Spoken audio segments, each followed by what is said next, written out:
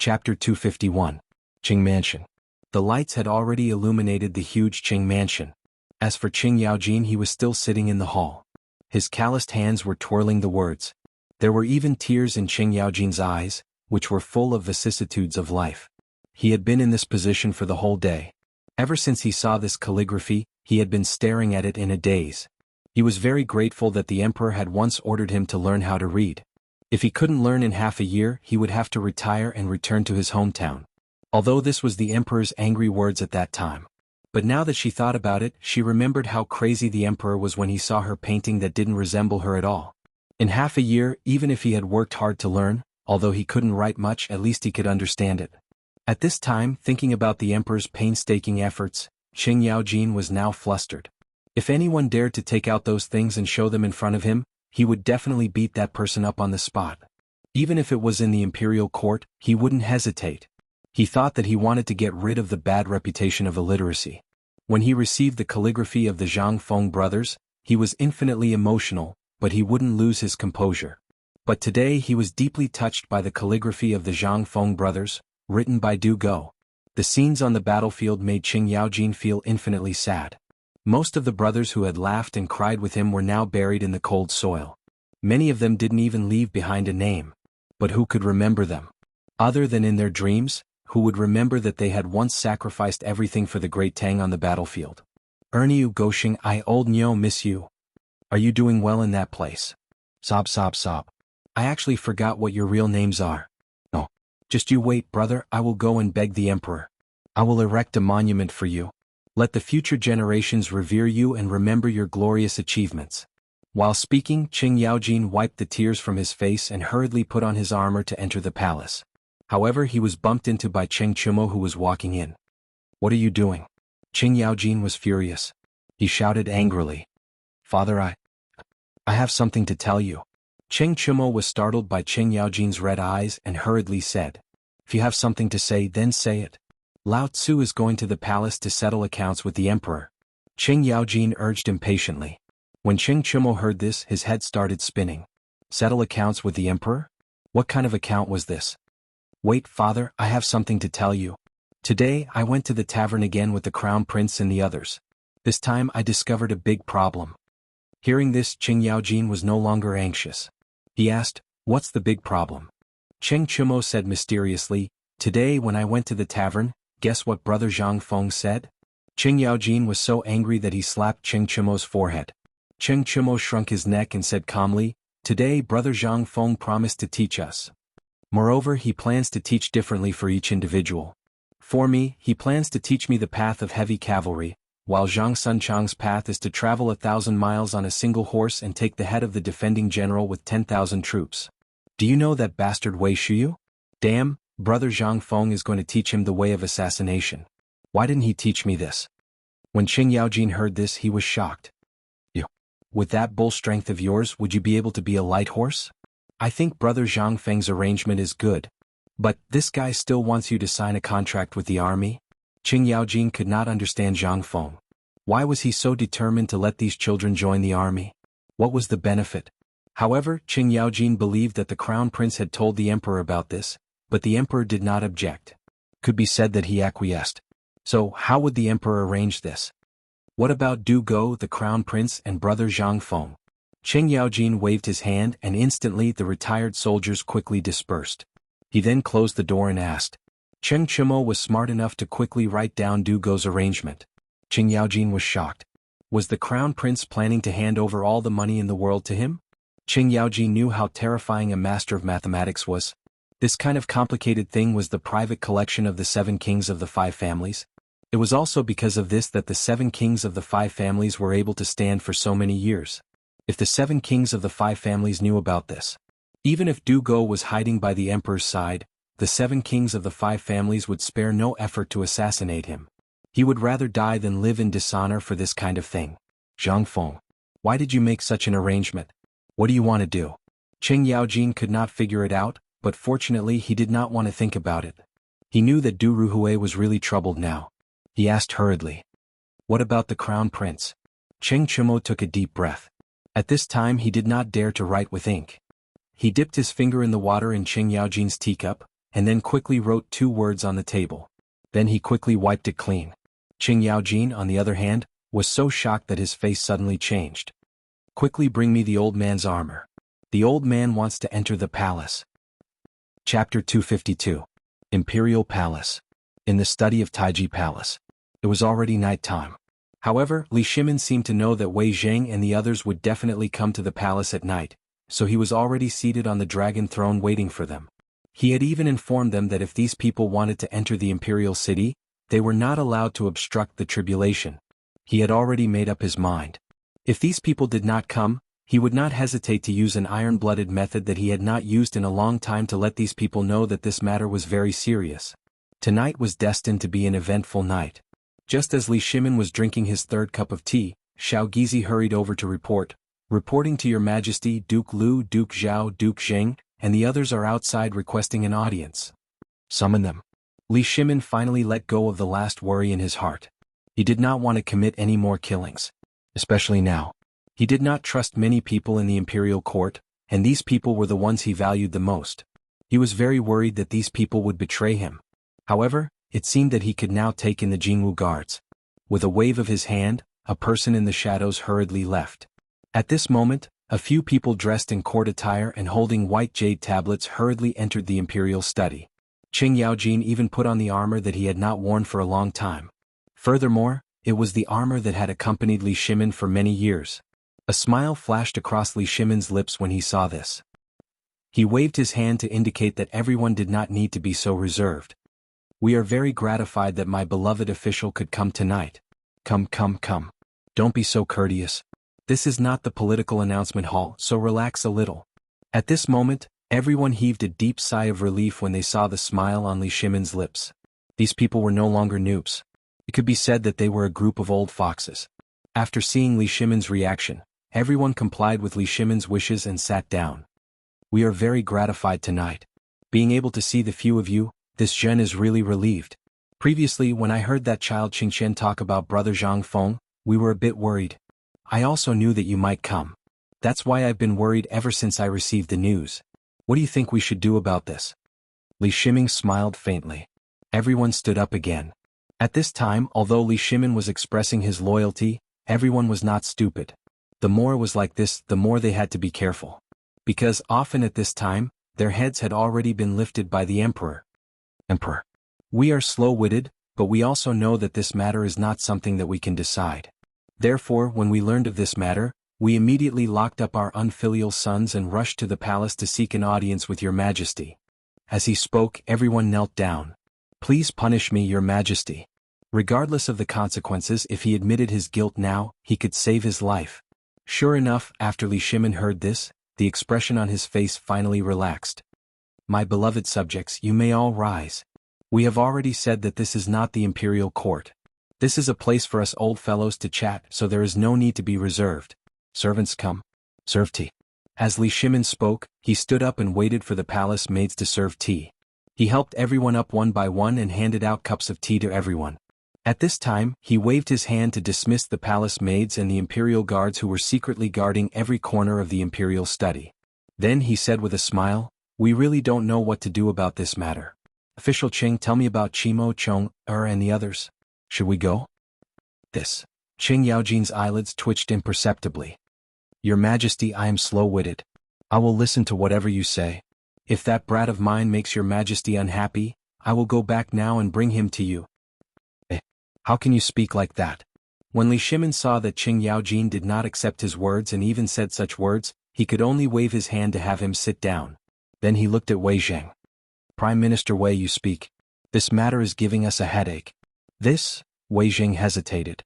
Having 2 outstanding talents in the same family had already crossed the emperor's reverse scale. However, the emperor pitted Wei Shuyu and sent her to the imperial guards. On one hand, it was to give his family a little income, but more importantly, it was to keep an eye on Wei Shuyu. But now, brother Zhang Feng had given everyone a difficult problem. Wei Zhang gritted his teeth, got up, and knelt on the ground. Your Majesty, this old subject is slow-witted and unknowingly allowed Shuyu to commit such a crime. This subject is willing to accept the punishment and retire to his hometown. This subject is also willing to retire to his hometown and clear his name. Zhang Sun Wuji and the others also hurriedly knelt and begged for mercy. Li Shimin shook his head. With his hands behind his back as if he could not see everyone, he said, Wuji, I remember that when we were about the same age as Chong-er and the others, we were already famous on the battlefield, right? I remember that at that time. Sigh. We are all old. Your Majesty is in the prime of his life. How can you be old? Forget it, forget it. Li Shimin shook his head and said, Everyone get up. This was a decision I made before.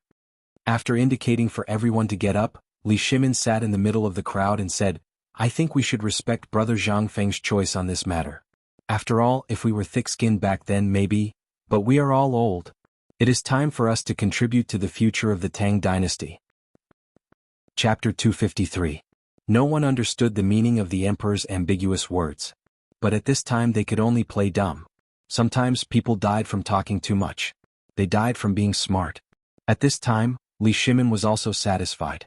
After achieving his goal, Li Shimin could not help but let go of the last bit of fear in his heart. Since that is the case, then I have decided. Since Brother Zhang Feng is willing to teach all his skills to Qingqian and the others, then I will allow it. But when the time comes, I will personally assess how much they have learned from Brother Zhang Feng. If they do not pass, then they will remain the same as they are now. If they have learned well, then I will reward them. But I have a request. Hearing this, everyone was overjoyed and hurriedly expressed their thanks.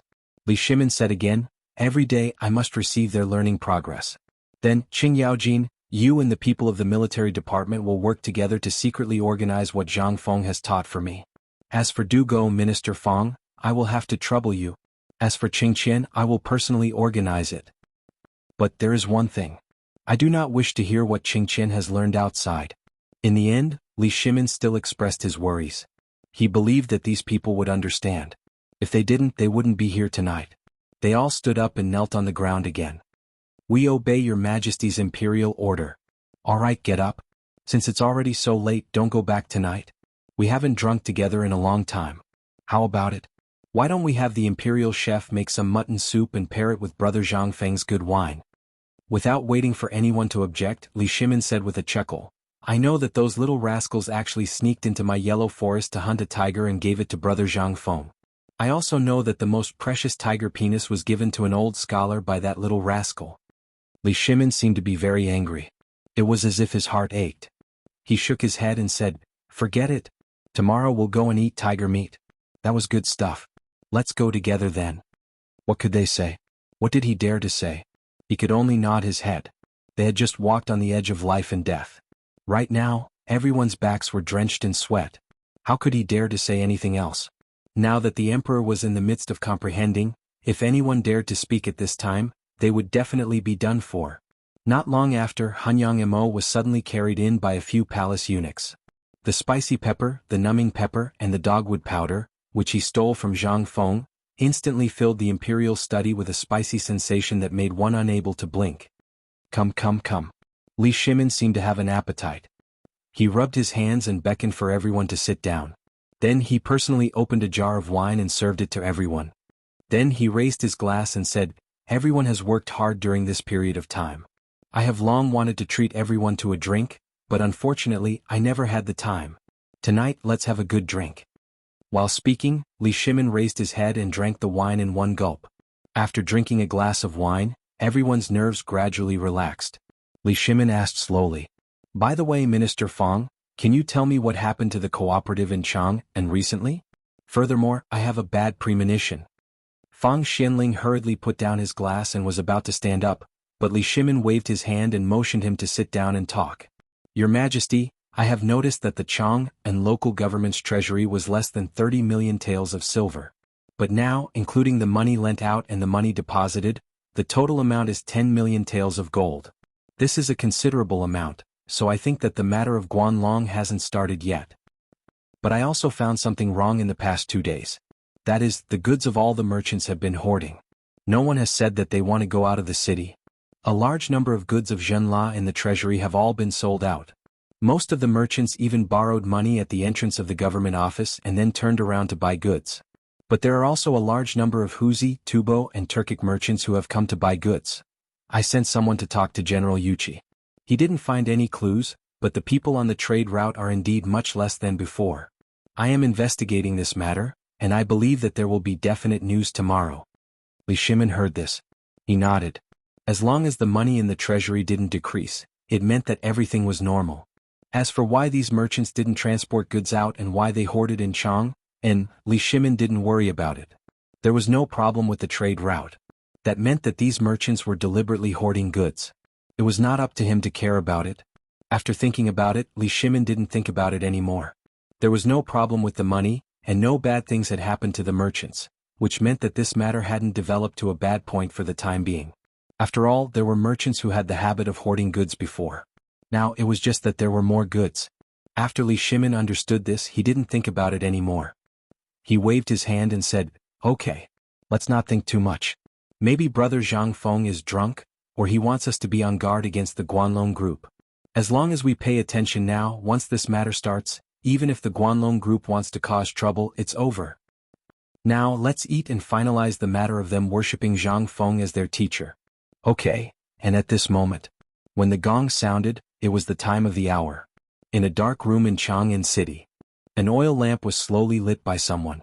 The next moment, a group of luxuriously dressed figures appeared in this room. One of them, a white-haired old man with a veil, glanced at the crowd and asked, "How is it?" Chapter 254. In the dyeing house of Xinghua Lane. Usually this place was just an inconspicuous cloth dyeing shop. However, tonight it was already midnight, but in the backyard of this cloth dyeing shop, a candle flame was so conspicuous in the night. And in this small house, it was actually crowded with people. Some of them were dressed in servant clothes, some were dressed in servant clothes, and some were even dressed in gorgeous clothes. There was an old man who was sitting at the highest point of the house, and a few people who were about 20 years old standing at the door. At this time they were looking at the old man in the lead respectfully. The old man didn't seem to want to talk. He sat steadily at the head of the table, sipping tea from time to time. "Have you all found out about this matter? What do you think about this matter?" Everyone heard this. He hurriedly replied, "Your Excellency, we've already dealt with it cleanly. We've already greeted all the merchants who are related to us, and we've settled everything on the trade route. As long as we give the order, all the materials piled up in Chang, and will cause the entire city to fall into chaos. And these businessmen have promised that they will create public opinion at the critical moment?" Okay. The old man waved his hand impatiently. "I just want to know if you've dealt with it. I only want the result." "Yes. I've also dealt with it here. We're just waiting for the Sir's order." After everyone gave their assurances, the old man put down the teacup and said with a smile, "Good. In that case, let's get started." This time, Li Shimin was still kept in the dark. This is worthy of praise. When I go back, I'll definitely report this to the higher-ups. I will also truthfully report your contributions to the higher-ups. "Thank you very much, sir." After saying this, the old man turned an emerald ring in his hand and said coldly, "You want to go against my Guanlong group? Li Shimin, I'm afraid you've forgotten how the Sui dynasty fell.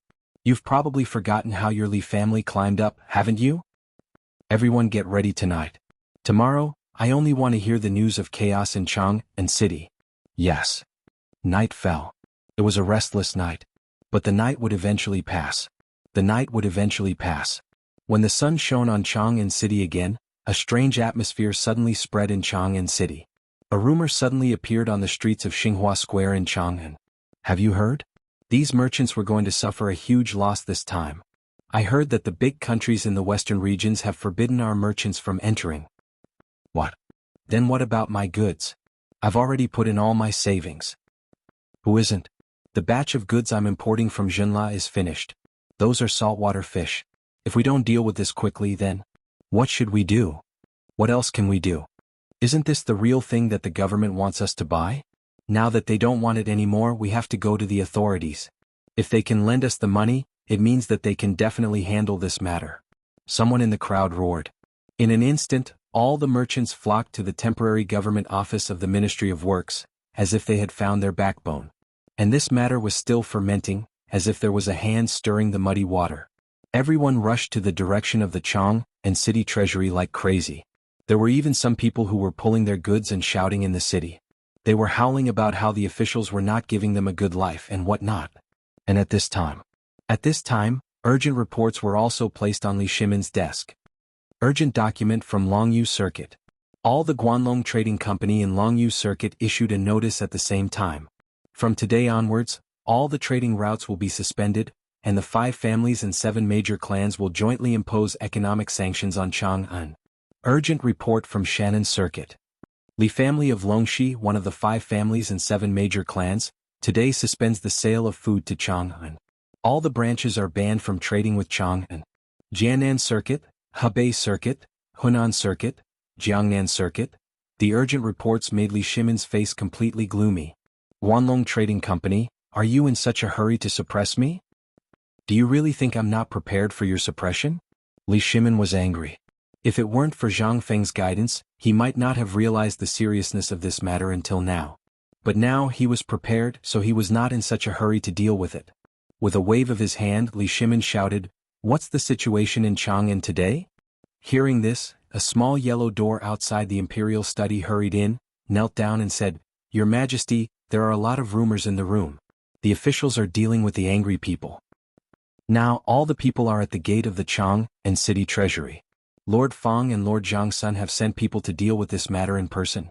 Good, good, good. A strong killing intent burst out of Li Shimon's eyes. He waved his hand and shouted, "Send my order." Wei Jing, Qing Yaojin, and the others immediately enter the palace and send a message to the Chang'an city garrison. Immediately gather 50,000 soldiers and wait for orders. Yes. Chapter 255. The Chaos in Chang'an City. Zhang Feng faintly felt that something was wrong. The Guanlong group had finally made a move. But why had the emperor not made a move? Moreover, who knew what that bastard old Li was doing these days? There was no movement at all. Was he waiting for death? Zhang Feng looked at the people scurrying around on the street. He turned over and lay down on the recliner under the crooked tree. He did not want to take a nap like this. He had also heard about this. It was very clever. This opponent had some intelligence. First, he used the Guanlong group to put pressure on the merchants to stock up crazily. Then, at the right time, he cut off the trade routes. This was really a good move. Even in the modern world a few hundred years later, he would be considered a talent. This was awesome. Zhang Feng admired the person who came up with this plan. But was there a solution now? Zhang Feng was silent. This time the Guanlong group had held back for so long. When they made a move, they would definitely make a big move. And it would be a big move that could strangle the emperor. Did that mean that the 7 major clans had made a move at this time? Zhang Feng smiled. In his previous life, he had developed a strong interest in this mysterious Wuxia aristocrat. He did not expect to meet this mysterious force at this time. The 7 major clans could control the rise and fall of a dynasty. This force, could the emperor really win against them? Zhang Feng smiled. But he also fell asleep. Just as Zhang Feng fell asleep, Yi Zichen's eyes lit up. In the imperial study. Zhang Sun Wuji and the others appeared in the imperial study, sweating profusely. Last night, they were still assuring him that there was absolutely nothing wrong, but they didn't expect to hear such a lousy thing when they woke up early in the morning. And from the report from the little yellow door, the emperor seemed to be very angry this time. At this time, the 5 of them lowered their heads and did not dare to say a word. Li Shimon was also anxious. He paced back and forth in the imperial study. I don't want to ask any more. I don't want to ask any more. The whole thing was my negligence. If I had asked Brother Zhang Feng earlier, things wouldn't have turned out this way. But now that things have happened, we have to think of a solution. We can't ask Brother Zhang Feng for help now that something has gone wrong. Even if you feel embarrassed, I feel embarrassed. Let's all talk. What should we do about this? Your Majesty. I, Old Qing, feel that we should let the Imperial City Guard search from house to house. They will definitely. All right, shut up. Shut up. Li Shimon impatiently waved his hand and pointed at Zhang Sun Wuji. You're the Minister of Justice. How do you think we should solve this problem? Your humble servant is slow-witted. Right now, all the trade routes outside of Chang'an have been cut off. Even if we could reopen the trade routes, who would the merchants sell their goods to? The 5 clans and 7 watchful families control all the entrances to trade. At this time, no one would have thought that they would attack at the same time. I am stupid, I don't know what to do. Wei Jing. Li Shimon's face was so gloomy that it was about to drip water. He shouted angrily, Du Ruhui Fang Xianling, the 2 of you carefully think of a solution for me. At this time, Wei Jing said, Your Majesty, your humble servant thinks that the best way to solve this problem is to negotiate with the people of the Guanlong group. There's nothing that can't be discussed. Moreover, this matter is obviously aimed at this cooperative. If your majesty is willing to compromise, this humble servant thinks that there will be room for negotiation. Will there be? Li Shimin laughed at himself. He knew how overbearing the Guanlong group was. He wanted to suppress the Guanlong group behind their back. No one was a fool. Everyone knew very well in their hearts. Moreover, it was obvious that he wanted to take control of the economy. This obviously affected their development. Unless he gave away the rights to this cooperative and she immediately abdicated, he really couldn't think of any other way to solve this problem perfectly. This matter was just an excuse for Guanlong to beat him at this time. Li Shimin knew very well in his heart. Alas. Li Shimin sighed deeply. This matter. You and the others go and comfort me first. As for the solution, Li Shimin fell silent again. Up until now this matter had happened. Except for these people standing in front of him, who else came to report about this matter? A burst of sad anger leisurely burned in Li Shimin's chest. This is one of my subjects. This is the courtier of the Tang Dynasty. Was this what those fellows who kept on talking about were doing now? I'm afraid that everyone is busy counting the family property now. Who can spare a thought for me at this time? Li Shimin couldn't help but tremble. He tried hard to make himself not think about this matter. Then he waved his hand and said, forget it. Now put down everything for me. Send all the people to solve the chaos in Chang. As for the solution, I'll personally ask Brother Zhang Feng. Li Shimin looked up to the sky and sighed. He pointed to the window. No one could see clearly his anger. Li Shimin seemed to be talking to himself. This is the imperial court of the Tang Dynasty. Although it is said that there are hundreds of courtiers. But at this time, how many people are really thinking for me? It's time to clean up. Chapter 256. As all the merchants in Chang and city began to panic, everyone in Chang and city gradually felt a trace of pressure. At this time, in Chang and city, even the glass products that were usually worth more than 10 taels of silver had their prices plummeted to the freezing point today. 5 taels of silver. Such a shocking thing not only did not make the people feel excited, but they also felt a trace of fear. In the Daxing market of Nding Fong at this time, in the market full of goods, all the merchants personally went to the market. They shouted with red faces and thick necks, come, don't miss this. Top-grade silks are being sold at half price. Quality guarantee, a benefit that can wait 1,000 years for a moment. Dear villagers, I am a merchant from Dashi country. Because of some matters, all the silk products, all the silks, all the furs, all the tea leaves and all the other goods are being sold at half price. Don't miss this opportunity.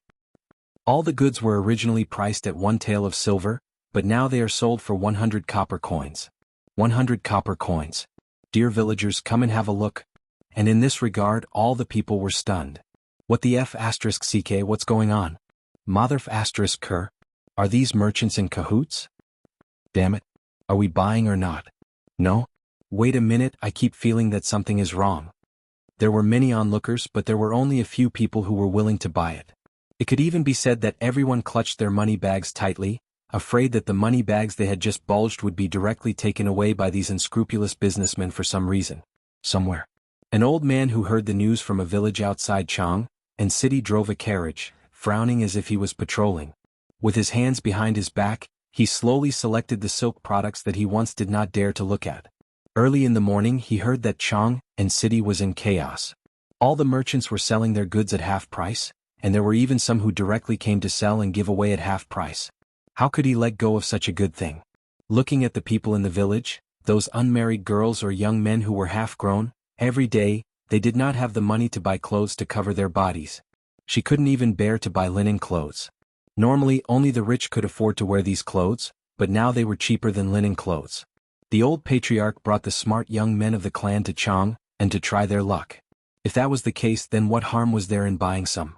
The old patriarch paced back and forth in front of every silk stall and compared them with the linen clothing store. Then he picked up a piece of silk cloth and asked in front of a dejected fat man, "Shopkeeper, how much is this cloth?" The fatty was already in despair. The trade route outside was blocked. Moreover, it was someone that even the imperial family could not afford to offend. How could he not be worried? Half a day had passed, but he hadn't sold a single foot of cloth. It seemed as if he would lose everything he had invested in these materials.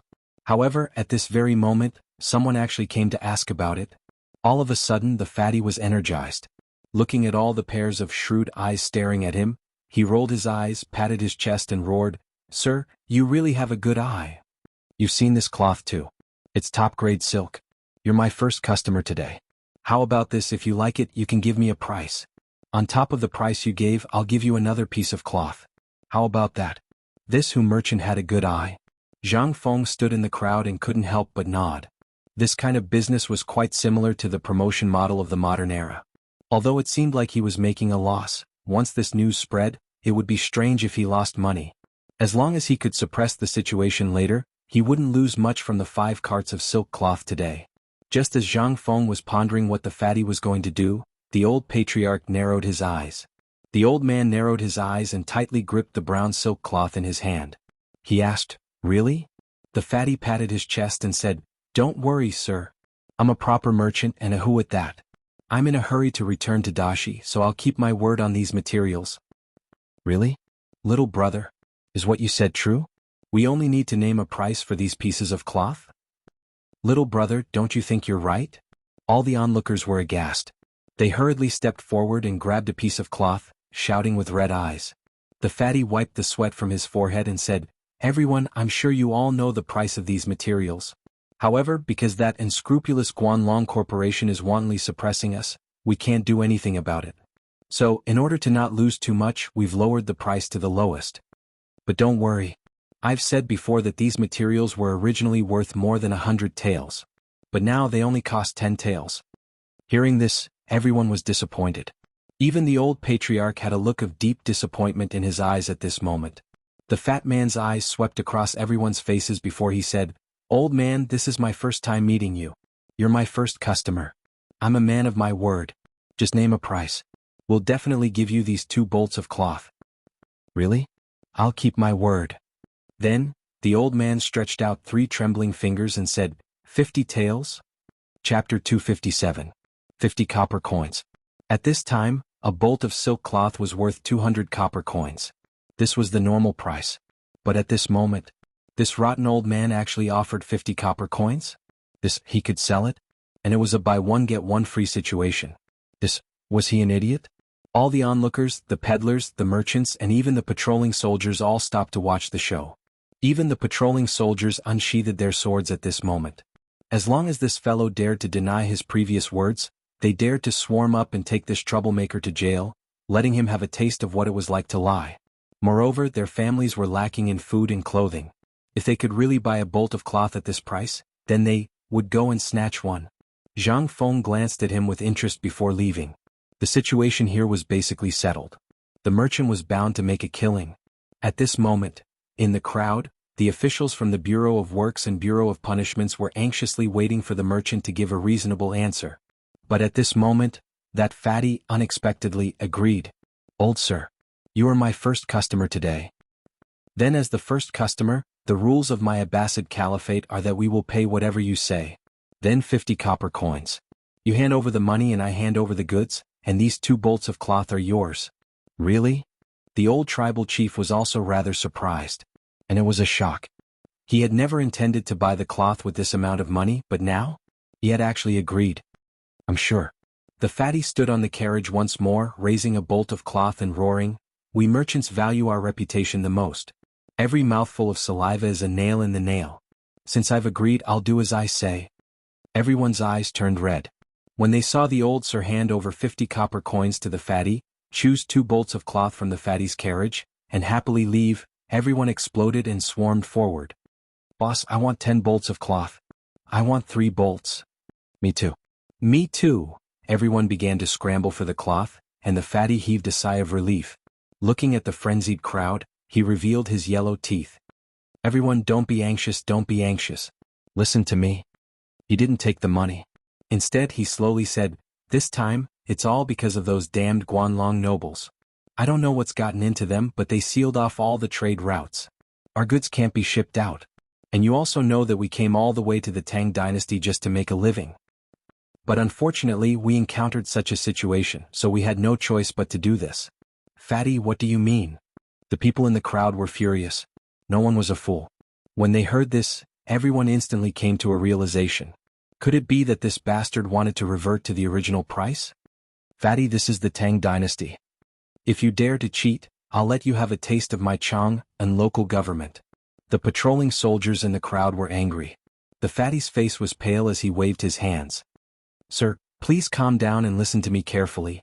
Businessmen, especially foreign businessmen, were subject to strict laws in the Tang Dynasty. If they encountered those who cheated or wanted to steal, they would be thrown into prison and expelled from the Tang Dynasty. They would never be allowed to step into the Tang Dynasty again. This was the attitude of the Tang Dynasty towards foreigners. How could the fatty not be anxious at this time? He hurriedly explained, "This time it's our fault. I didn't make it clear before. I just said that this old man is our first customer. Everyone heard that, right? So for this matter, for the first customer, we will usually satisfy his request. But for the later ones it's not so bad." Under the angry eyes of the crowd, the fatty hurriedly said, "But the price is still 200 coins per bolt. On this basis we'll give you a bolt of cloth. It's 100 coins per bolt. Of course if you want to buy a bolt of cloth, we'll charge 90 coins. That's fine." Hearing this, the crowd could not help but frown and slowly calculate.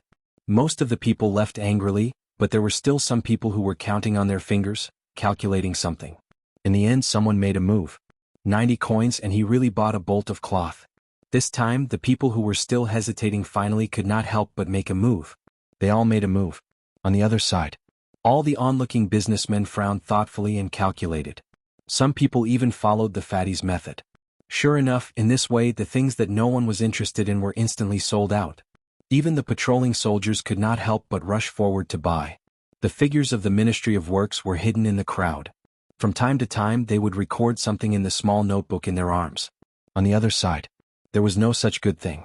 This kind of thing only happened among the barbarian businessmen and foreign businessmen who were anxious not to get involved in the internal strife of the Tang Dynasty. But the local businessmen of Chang and were miserable. They did not have any rare goods in their hands. For the foreign businessmen this was at most a small profit but not a big loss. But for the businessmen of the Tang Dynasty, this was a disaster. At this time in the Chang and local government, the high pile of complaints made the county magistrate's head ache. When had he ever seen such a thing? At this time in the back hall of the county government, the county magistrate Zhu Dashan was sweating and pacing back and forth in the room. Beside him, the advisor with a goatee who was as thin as a monkey, was half squinting and sitting motionless on the chair. If it were not for his beard that moved from time to time, everyone would think that he was asleep. At this time, a yamen runner rushed into the back hall and reported, "Sir, something happened to Sir." Hearing this, Zhu Dashan and the advisor's eyes twitched. They asked in unison, "What happened?" "The Ministry of Works is here." Chapter 258. Zhu Dashan heaved a deep sigh of relief. He hurriedly shouted, "Then why are you still standing there? Hurry up and invite them in." He did not dare to go to the front hall. In the front hall, there was already a sea of people, crying and wailing. He was worried. Whenever he heard the merchants' cries, he would have a headache. However, he had no choice but to listen. The people from the Ministry of Works were here. What could he do? However, it would be easier to handle if someone in charge came. This was the Ministry of Works matter. If the Ministry of Works had not set up a cooperative, would things have turned out this way? Zhu Dashan knew very well that this was a matter between the emperor and the Guanlong group. As a lowly county magistrate, it was not easy for him to judge. How could he judge?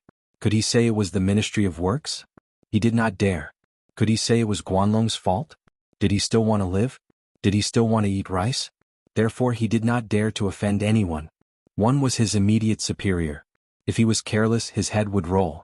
The other was the biggest business team in the Tang Dynasty. If he dared to offend them, he could guarantee that he would not be able to buy a single grain of rice tomorrow. That was the terrifying thing about the Guanlong group. Just as Zhu Dashan was letting his imagination run wild, the people from the Ministry of Works came in.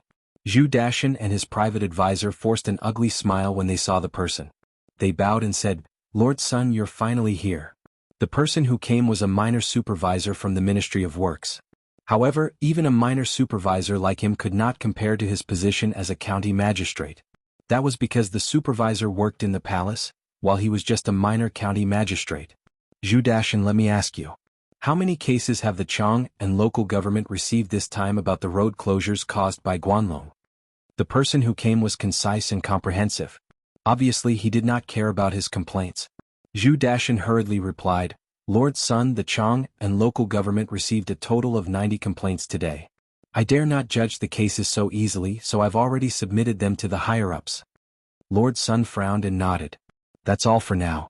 As for the future, we'll talk about it later. Delay all cases as long as you can. The Ministry of Works and the Ministry of Justice have already intervened in this matter. As for the complaints in the future, submit them to the Ministry of Justice immediately. At that time, the Ministry of Justice will give you a unified answer. Yes, I understand. Zhu Dashan heaved a sigh of relief. It would be great if he didn't have to make a move. It wasn't that he didn't want to, but it was obvious that this matter had exceeded the scope of what he could handle. He did not dare to move. Obviously, this was the best way. The people from the Ministry of Works hurriedly left. An hour after the people from the Ministry of Works left, notices were posted everywhere in Chang'an City. From today onwards, all merchants who are involved in hoarding goods can report to the Ministry of Justice. As for the punishment, the Ministry of Justice will give you an explanation within 3 days. All the merchants and commoners panicked when they saw the announcement from the Ministry of Justice. Although he said that he would give an explanation 3 days later. However, this was only an explanation. He didn't say anything about solving it. Everyone panicked. Looking at the notices, all the merchants blocked all the people from the Ministry of Justice who came to put up the notices and asked, "Sir, the notice says that there will be an explanation in 3 days. However, what we are hoarding are smuggled goods that we bought from the treasury. How can we still use them after 3 days?" "That's right. My lord, the goods in our hands were all obtained from the treasury. Can we return the goods first? We can't wait for a day. How many aquatic products will die? Sir, please take pity on us and let us feel at ease." Everyone who put up the notices panicked. Actually, I can understand everyone's concerns. However, this matter has alarmed the emperor. Therefore, I ask everyone to be patient and wait for a while. Right now, His Majesty is dealing with this matter, so at the latest tomorrow, His Majesty will make a decision. At the same time, in Taiji Palace, Li Shimon's hair, which had returned to its original black color after eating the powder of the locust eggs, had turned white again. After a night, his black hair had already turned gray. He was worried. He did not expect Guanlong's suppression to start when hoarding began in Chang'an City. Every time Li Shimon thought of this matter, he wished he could slap himself a few times. How good would it be if he had listened to Zhang Feng at that time? He would not be trapped in a hopeless situation now. However, what could he do now? Everything was trapped in Chang'an. If he did not come up with a solution today, Chang'an would be in chaos. What should he do? What should he do? Li Shimon was even more worried. Looking at the emperor, little Gizi wanted to say something again, but he held himself back in the end. However, after seeing the emperor in so much pain, he could not help but say, "Your Majesty, why don't we ask Zhang Feng for help?" Since he was able to predict this matter, then he must have a way to solve this matter. "Brother Zhang Feng," Li Shimon heard this and a strange look flashed across his eyes. I am ashamed to face Brother Zhang Feng. Chapter 259. On the streets of Chang'an, Li Shimon sat in an ordinary sedan chair. Through the curtains, he looked at the goods piled up like mountains outside. His head hurt again. This time he did not ask anyone to accompany him. It was just him, a carriage and a group of guards. It was that simple. This way he could see the real Chang'an City.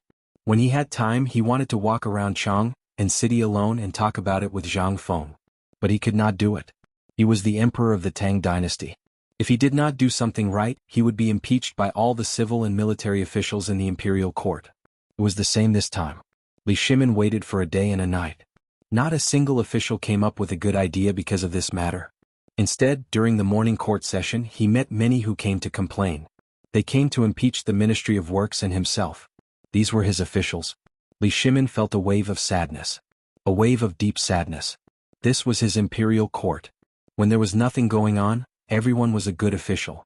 But once something happened to the Tang Dynasty, a large group of people would come to impeach someone.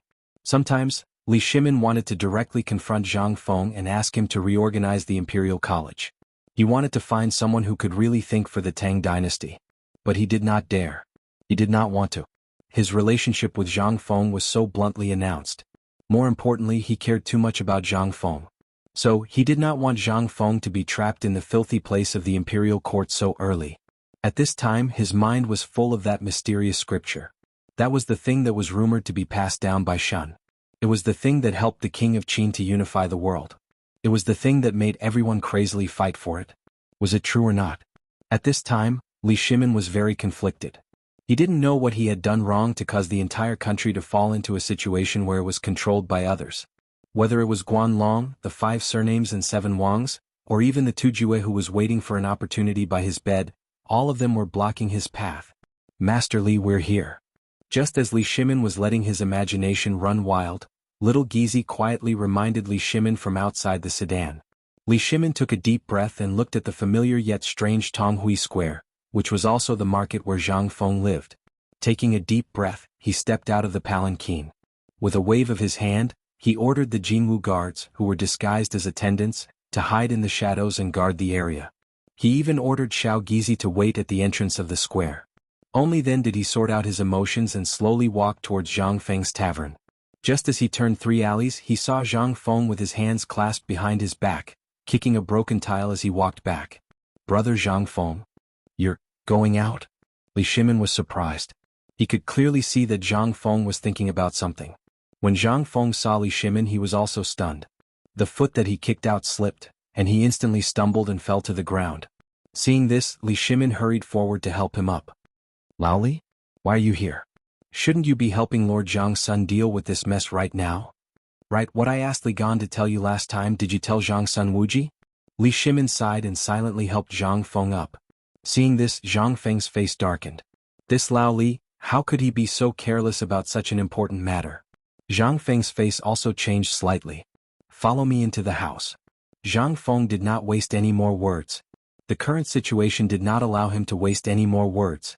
After entering the tavern, Zhang Feng did not take any wine, nor did he go to the kitchen as usual. Instead, he took a bag of tiger jerky wrapped in oil paper from the counter and poured a cup of tea for Li Shimin. Then he asked, Lao Li, tell me the truth. How much of this matter did you participate in? If it's not much, then just treat it as spending money to avoid disaster. Don't get too used to it. Brother Zhang Feng?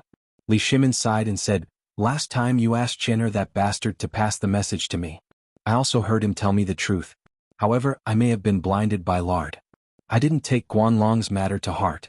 After all, it was the emperor's matter. How could we, the common people, get involved? However, I did not expect Guanlong's grandson to be so vicious. He directly cut off all the trade routes. Now, even if I wanted to ignore it, I have no choice. I directly bet all my wealth from the treasury on Jinla's seafood. Originally, I wanted to get you some of that arm-length prawn thing you mentioned. But now, it's a little inauspicious, so today I did not bring. Zhang Feng pulled a handful of hair, his face full of worry. Tell me the truth, how much seafood did you get from Jinla? Almost all my wealth. Zhang Feng was a little dizzy. This fool. Don't you know that a cunning rabbit has 3 burrows? Are you still king businessman? Don't you know this kind of thing? I've tried so hard to persuade you so much, but you've turned a deaf ear to my advice. Zhang Feng was speechless. He rubbed his temples, feeling a headache. Fine. Lao Li, I can't help you this time. I already told you to send your precious son to the military camp to seek refuge. I asked Lord Zhang's son to pass a message to divert everyone's attention to the war at the border, but you didn't listen. Now you didn't prepare anything and they blocked the door for you. Now I can't do anything. Chapter 260. Li Shimin heard this. He felt a little dizzy. Brother Zhang Feng, you can't do this. If you do this, Lao Li can't live anymore. You also know our current situation. If we want to escape now, it's too late.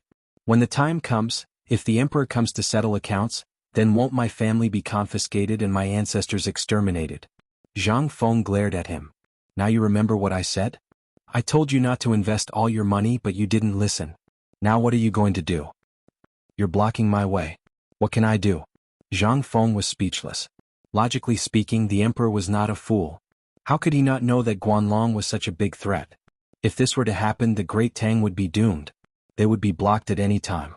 Zhang Feng couldn't help but comfort him. However, Lao Li, don't worry. It's not all bad. At least, the cooperative and marketing model have been quietly implemented under such high pressure. You didn't see that fatty from Dashi country today. I almost thought that it was you who set up the trap. Li Yundong said with a smile.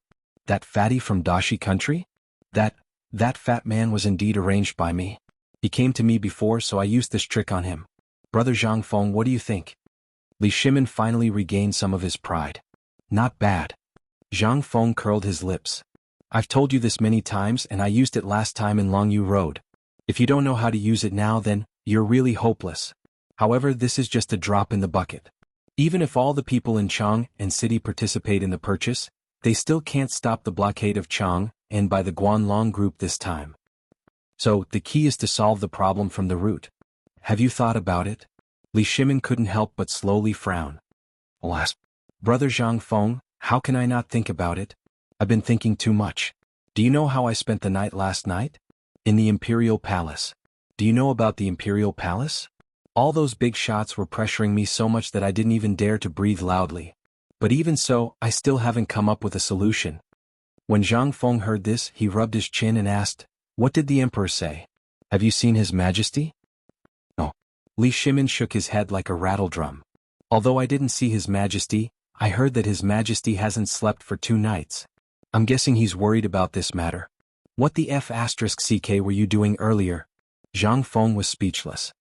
If he had thought of these things earlier, he wouldn't be in such a passive position now. Mother ***ker to think that I thought he had a plan beforehand. That's why I mentioned it the last time your precious son came.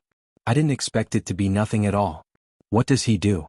How long has it been since the founding of the Tang Dynasty? Has he forgotten the pain so quickly? Zhang Feng was speechless. Li Shimin's face turned red. But what could he do? He had indeed forgotten about the Guanlong group before, but he thought that Guanlong wouldn't do anything since it was a mutually beneficial thing. But he didn't expect Guanlong to be so ruthless this time. Mother ***ker, you've monopolized the economy of the Tang Dynasty. I just want to make some money but you still want to suppress me. What the hell is this? At this time, Li Shimin had an impulse. If it really doesn't work, I'll just eradicate them all.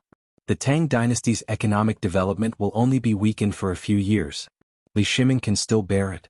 Thinking of this, Li Shimin interrupted Zhang Feng's chatter and asked, "Brother Zhang Feng, do you think His Majesty wants to uproot these guys? In other words, send the army to eradicate them?" No. Zhang Feng waved his hand. As long as His Majesty isn't a fool, he won't do such a stupid thing. Think about it. Once His Majesty sends the army, the internal strife against the Tang Dynasty won't be limited to Guanlong, but the entire western regions will be in chaos. Just think about how the previous dynasty fell and you'll understand. Guanlong has a long history and he has a large number of supporters and beneficiaries in various countries. This ensures that he won't hang himself in one place. Once there's a problem in one place, other places will react in an instant. Think about the consequences. Hearing this, Li Shimin couldn't help but break out in a cold sweat. A touch of sadness flashed in his eyes. Zhang Feng looked at Li Shimin, shook his head and patted him on the shoulder. "Lali, don't worry too much about this matter. His Majesty knows what he's doing. Otherwise, why would I call him the Emperor of all ages? Then, Brother Zhang Feng, if it were you, what would you do? How would you solve this dilemma? Basically, Chang and city and all the important economic areas of the Tang Dynasty are basically paralyzed at the same time.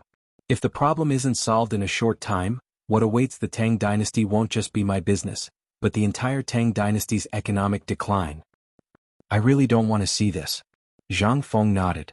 He walked to the door of the tavern, opened it and looked around. He asked Guzi and the others who were squatting on the ground and playing with mud, to help him look around. Then he returned to Li Shimin's side and whispered, "Actually, I do have a way. It's the only way." Chapter 261. What is it? Li Shimin grabbed Zhang Feng's hand excitedly. His burning gaze made Zhang Feng's hair stand on end. He shook off Zhang Feng's hand with a look of disgust and said, "Let's talk about it. Don't drag me around. I haven't even talked about my wife yet. If someone else saw this, it would be terrible." Okay. Tell me quickly. You're making me anxious. How could Li Shimin not be anxious? At this time, it would be strange if he wasn't anxious. Seeing Zhang Feng dragging his feet, Li Shimin was so anxious that he wanted to strangle him. Zhang Feng couldn't stand Li Shimin's burning gaze and said, "In fact, anyone who hangs around Chang and city knows about this." What? Zhang Feng wasn't anxious. He asked, "Lao Li, let me ask you. Are all the trade routes in Chang and city and in Luozhou blocked?" "That's true. Otherwise I wouldn't be so anxious. As long as the siege of Chang and in Luozhou is lifted, Guanlong's suppression will collapse. But the problem is how to get rid of this thing. You said that the Emperor can't go to war with Guanlong, he can't surrender to Guanlong either. What else can we do?" Don't tell him to surrender and lose half of it. Otherwise Lao Li will despise you. Li Shimin's words were quite good at the beginning, but the meaning of his words changed as he spoke. Zhang Feng couldn't help but feel anxious. He pointed at himself and asked with a puzzled look, "Me? Zhang Feng.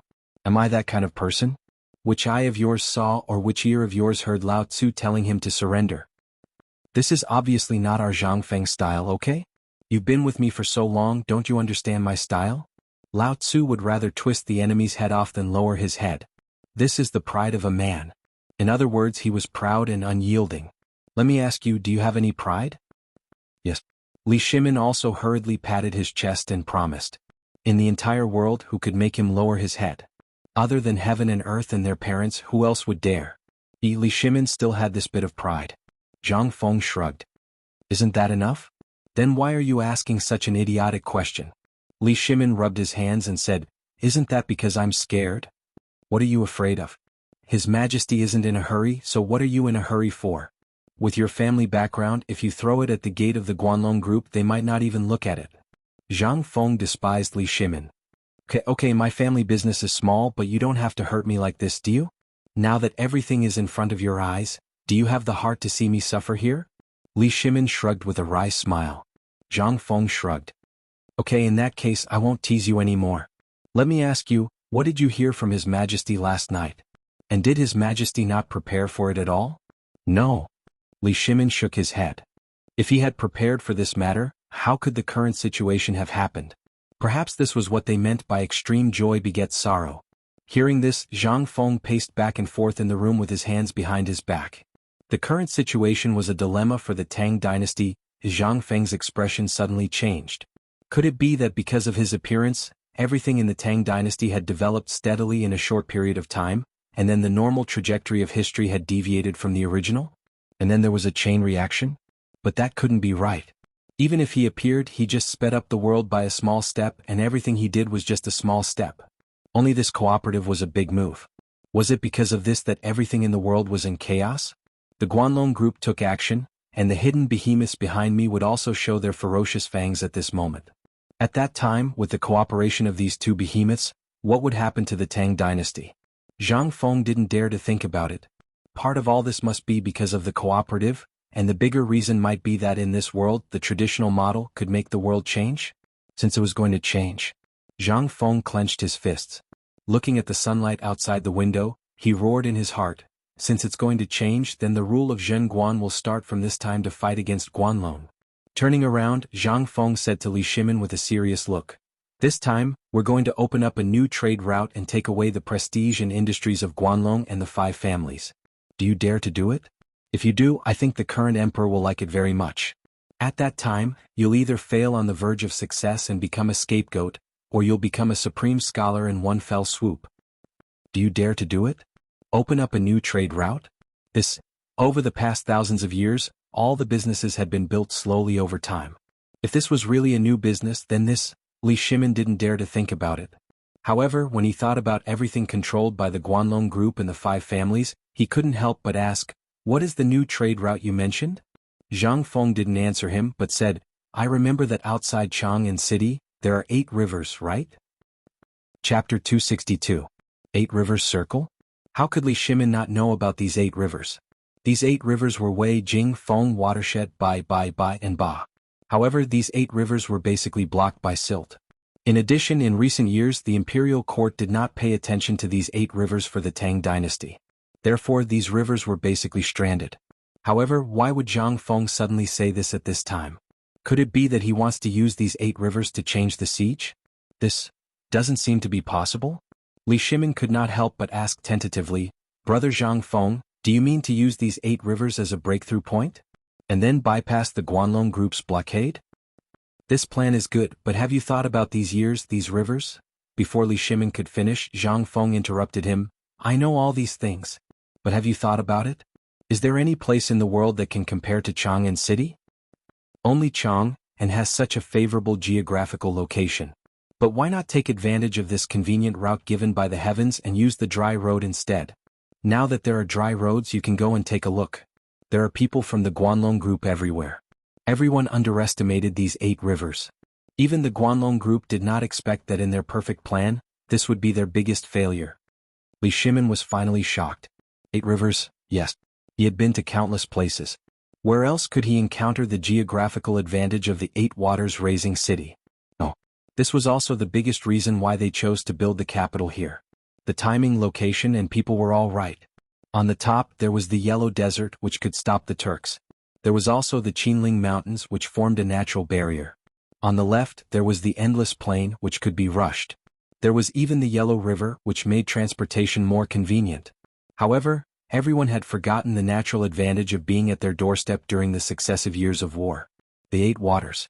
9 was the pinnacle, and the imperial city was located here. This was also the biggest reason why this location was chosen. Everyone only felt that this geographical advantage was blessed by the heavens, but they forgot one point, and that was to make use of it. With Zhang Feng's slight explanation, Li Shimin instantly understood. He hurriedly clasped his fist and said, "Thank you, brother Zhang Feng. I understand now. You mean to let people clear all the silt in the rivers as soon as possible, and then use the 8 rivers to solve the current siege?" "Right. You finally figured it out." Zhang Feng nodded approvingly. "This time you finally understand. This is the only way out for Chang'an. I really don't know why His Majesty won't make use of such an advantage. His Majesty is really—" Li Shimin's eyelids twitched. He hurriedly said again, "Well, I won't disturb you anymore. I'll go back and report this matter to my superiors. Sorry to bother you today, brother Zhang Feng. See you next time." As he spoke, Li Shimin took out a brand new banknote, put it on the table, and then left in a hurry. Zhang Feng curiously took the banknote, which looked like a banknote but was slightly bigger than a banknote, put it under his nose and took a deep breath. The memory of my previous life is still too little after all. On the other side, Chang'an City was in a mess. Especially those who had bought seafood from the Chang'an City treasury, they were even more anxious now. The weather in Chang'an City was hotter than anywhere else. In addition, in the past 2 days, the sudden rumor of road closures in Chang'an City made the merchants even more flustered. At this time, hundreds of merchants were either squatting, standing, or lying at the entrance of the treasury, wailing in grief. At the entrance of the treasury, the officials of the treasury were also struggling to deal with the crowd. "I can't live like this anymore. I spent a few thousand taels of silver to buy these things that your treasury guaranteed. Dozens of pounds have died today, and we haven't even left Chang'an City yet. Oh my God. Open your eyes. Your Excellency. You were the one who said that if there was a problem, your treasury would take responsibility. What do you say now? Our things can't even leave Chang'an City. How are we going to get these things?" "Everyone, we are all aware of everyone's difficulties. But we have just informed the higher-ups about this matter. It is said that a special person from Jinla is on his way here. Before the closure is lifted, he will help you raise these marine fish. Don't worry, all of you." An official's face darkened as he shouted, but the crowd became even angrier. "T. If you are willing to solve it, that's good. We will return the goods. Once the road is lifted, we will come back to buy more, okay? We can't afford to lose this kind of consumption. Your Excellency, please do us a favor. It has only been half a day today, and almost 300 pounds of my fish have died. If they continue to die, my goods will really lose everything." "Your Excellency," at this time all the officials were furious. How could they return these things? One of the officials could not help but roar, "Don't worry, everyone. I'm Zhao Er, the steward of the Chang'an local government treasury. You just have to wait a little longer. After today, everything will be fine. Trust me. I'll use my head as a guarantee. If this matter hasn't been resolved by tomorrow morning, I'll give my head to you." Chapter 263. The Imperial Palace. It was bleak and somewhat miserable. In the huge imperial palace, the sun was like a big stove, crazily heating up the imperial city. The people in the city seemed to have lost their souls, listlessly carrying out the things in their hands. If it weren't for the chamberlains of imperial insignia and the imperial guards marching in unison, the imperial city would have been nothing more than a dead zone. At the moment when the clock struck midnight, teams of Jinwu guards in ordinary clothes hurriedly entered the imperial city from the Vermilion Bird Gate, escorting an ordinary sedan chair. The moment the palanquin appeared, everyone was flabbergasted. But when everyone saw the leader, Xiao Gizi, all the people on the road knelt on the ground one after another. They no longer despised the heat of the floor. Li Shimin was in the palanquin. He was issuing orders from the palanquin, and the number of Jinwu guards around the palanquin was rapidly shrinking. When the last order was drafted, Li Shimin was a little hesitant. A moment later he crushed a document that had just been drafted in his hand and asked, "Xiao Gizi, how many people in Chang and city bought the seafood from the treasury? How many seafood have not been disposed of?" Xiao Gizi bowed even lower when he heard this. "Your Majesty, according to the report just now, there are about 30,000 fish in the Sea of Stone in the treasury that have not been disposed of. Due to the temperature, a large number of these fish die every hour." Li Shimin frowned. Did Junla's people not come to help? I remember that King Junla had promised me that these fish would be alive and kicking before they left the vault. However, why are there so many requests for returns and a large number of deaths in my hands? This, Your Majesty. How could Xiao Gizi not know that Li Shimin was angry? Wiping away his sweat, who knew if it was cold or hot, he said, "This is all because of the closure of the trade route. Also, I heard that because of the hot weather many people, according to the instructions of the wax people, threw the fish into the river to soak, so send a fax to Lord Jinla. When I return to Taiji Palace, I want to see Lord Jinla." Li Shimin was angry. The thing he was most afraid of had happened in the end. The other goods were still fine, but this seafood was alive. If there was even the slightest mistake, it would definitely cause an immeasurable loss. It would even cause all the merchants to avoid this item in the future. In that case, how could they talk about trade? He had eaten this thing before. It was delicious.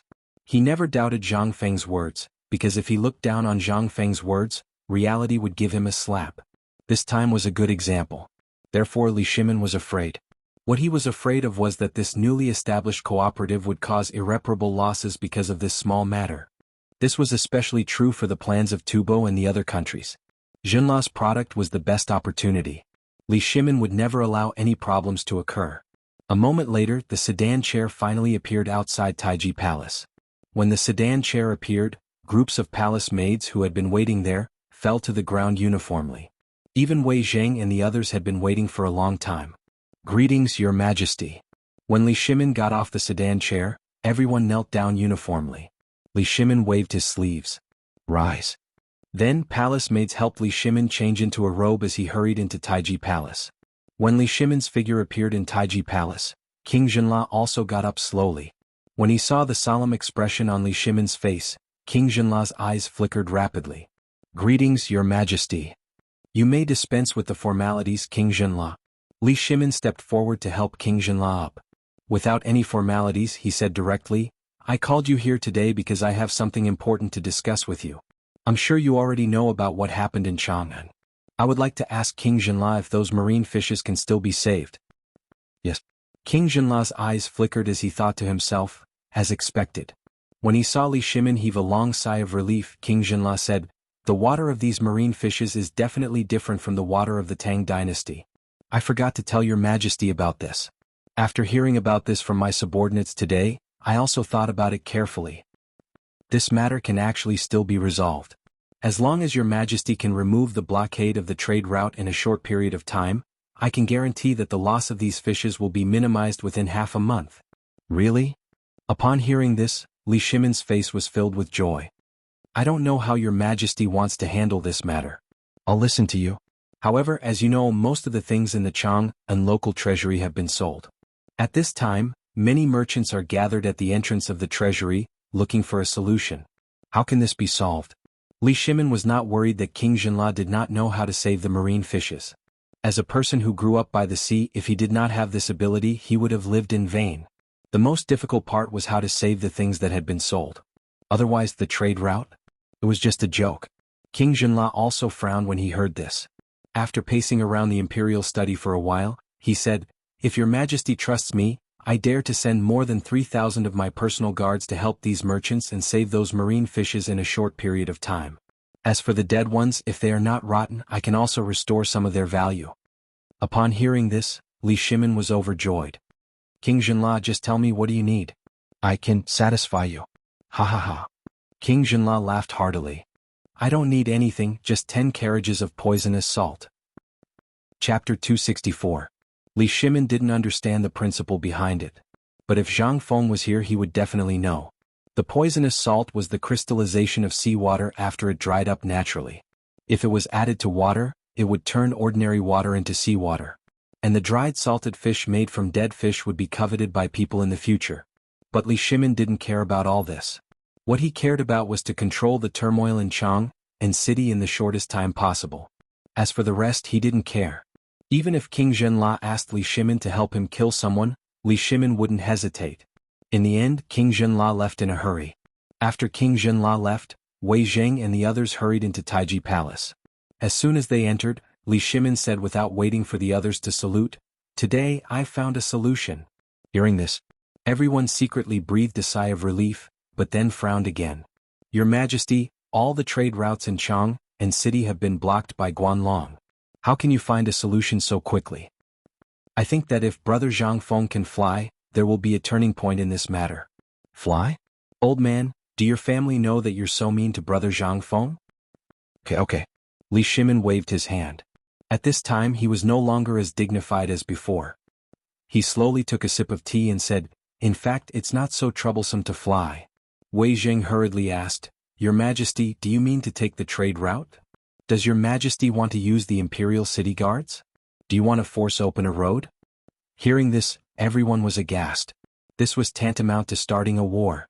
If we really start a war with Guanlong, wouldn't we? Everyone's face couldn't help but turn pale at this moment, especially after looking at Li Shimin's expression that everything was under his control. Everyone became even more anxious. Qing Yaojin even gritted his teeth, got down on one knee and said, "Your Majesty, if you need the Imperial City Garrison Army, then this general's battle axe would have rusted long ago. How about letting me lead the army?" "Empress?" Li Shimin shook his head slightly. "Don't panic." Hearing this, everyone was even more confused. How could they not panic? He was about to shed all pretense of cordiality with Guanlong. Li Shimin looked at everyone's genuine anxiety and couldn't help but feel the last trace of warmth.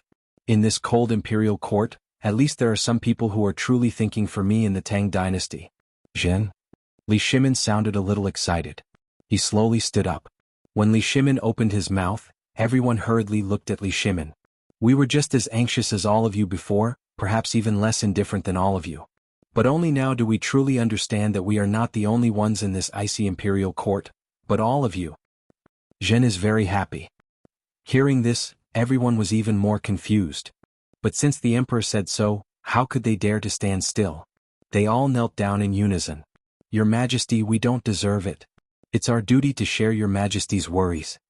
Li Shimin waved his hand, motioning everyone to stand up, and then said, "In fact, this matter is not enough to start a war with Guanlong, and it's not enough to fly into the sky or escape into the ground. If Brother Zhang Feng hadn't mentioned this before, I would have forgotten about it. In fact, Chang is not a place where there are no mountains and rivers." "What? How is this possible?" "Your Majesty, now the commercial roads in Chang'an City, Luozhou City, and Liangzhou City are blocked. All goods can't be transported out, and all businessmen are waiting for death. If there is a little way, will they stop here?" Wei Zheng and the others were dumbstruck. The emperor actually said that Chang'an City was not a place where there are no mountains and rivers? If there is a little way, will it be like this? "Your Majesty, if there is a little way to do this, Chang'an. And we just went to ask Yuan Tiangang and he didn't have a way. I wonder what kind of wonderful method can bring Chang'an back to life, Your Majesty? Bring the dead back to life." Li Shimin smiled. "I said that Chang'an is not a place where there are no mountains and rivers." Li Shimin also showed off. He had completely forgotten the worried look on his face this morning. "You asked Yuan Tiangang, but did he say why he chose Chang'an as the capital?"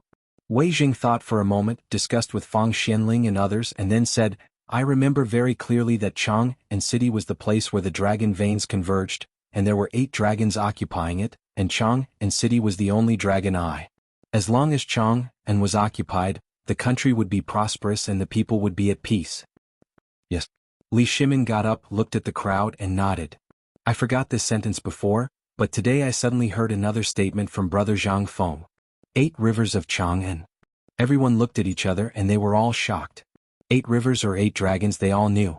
But the emperor said that Chang'an was not a place where there are no mountains and rivers, and now he said 8 rivers. Could it be, did the emperor mean 8 rivers? Was it the way to solve this crisis? Chapter 265. That's right. This is the only way to solve Guanlong's blockade. I didn't think of it before, but when I was chatting with Brother Zhang Feng, he reminded me. The 8 rivers of Chang, and surround Chang, and then converge at the Yellow River. Isn't this a natural trade route? To the west you can enter the Qinling Mountains and to the south you can enter Luozhou. If Guanlong's people had known about this route, I might have paid them a visit today with gifts. But God bless us. The 8 rivers of Chang'an, which we have neglected all this time, unexpectedly became my final solution to Chang'an's crisis. Li Shimin was filled with endless emotions. Wei Zheng and the others were also stunned by what they saw. The 8 rivers of Chang'an. They didn't expect that the final solution would be the 8 rivers of Chang'an. However, the 8 rivers of Chang'an had been abandoned and turned into stinking gutters. It was even worse than the moat of Chang'an City. Could this really solve Chang'an's crisis? Everyone couldn't help but gather together to discuss again. Only then did Wei Zheng begin, Your Majesty, although the 8 rivers of Chang'an are good, when the time comes, at least in this old subject's memory, this old subject has never cleaned it up even once. And every time there was a flood in the Qinling Mountains, the river would have been blocked by silt. Can this be used at this time?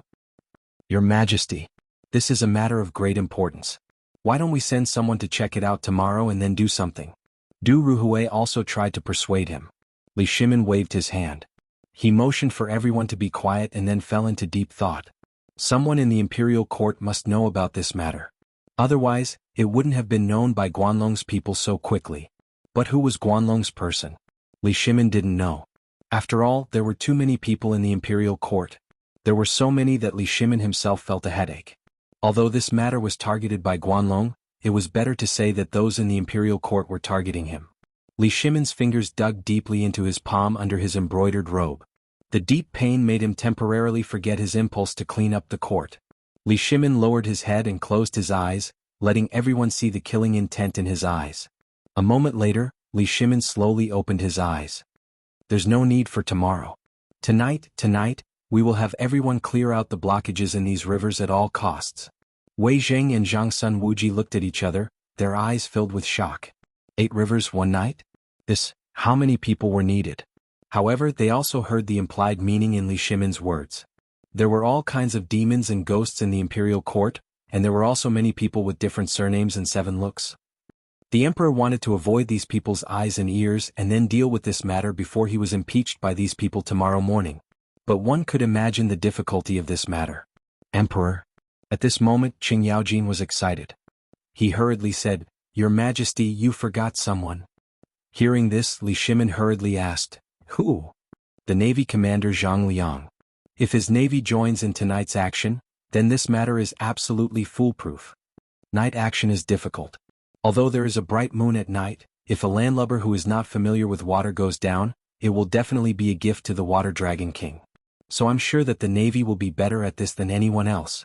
Hearing this, Li Shimin stood up excitedly and patted Qing Yaojin on the shoulder. Yes, how could I forget Zhang Liang? However, at this moment, Li Shimin's excited eyes dimmed again. Zhang Liang's troops are on the coast and near Luozhou. It's too far. Not far, not far. Qing Yaojin's face flushed with excitement. He pushed Zhang Sun Wuji away and took Li Shimin to the map on the wall.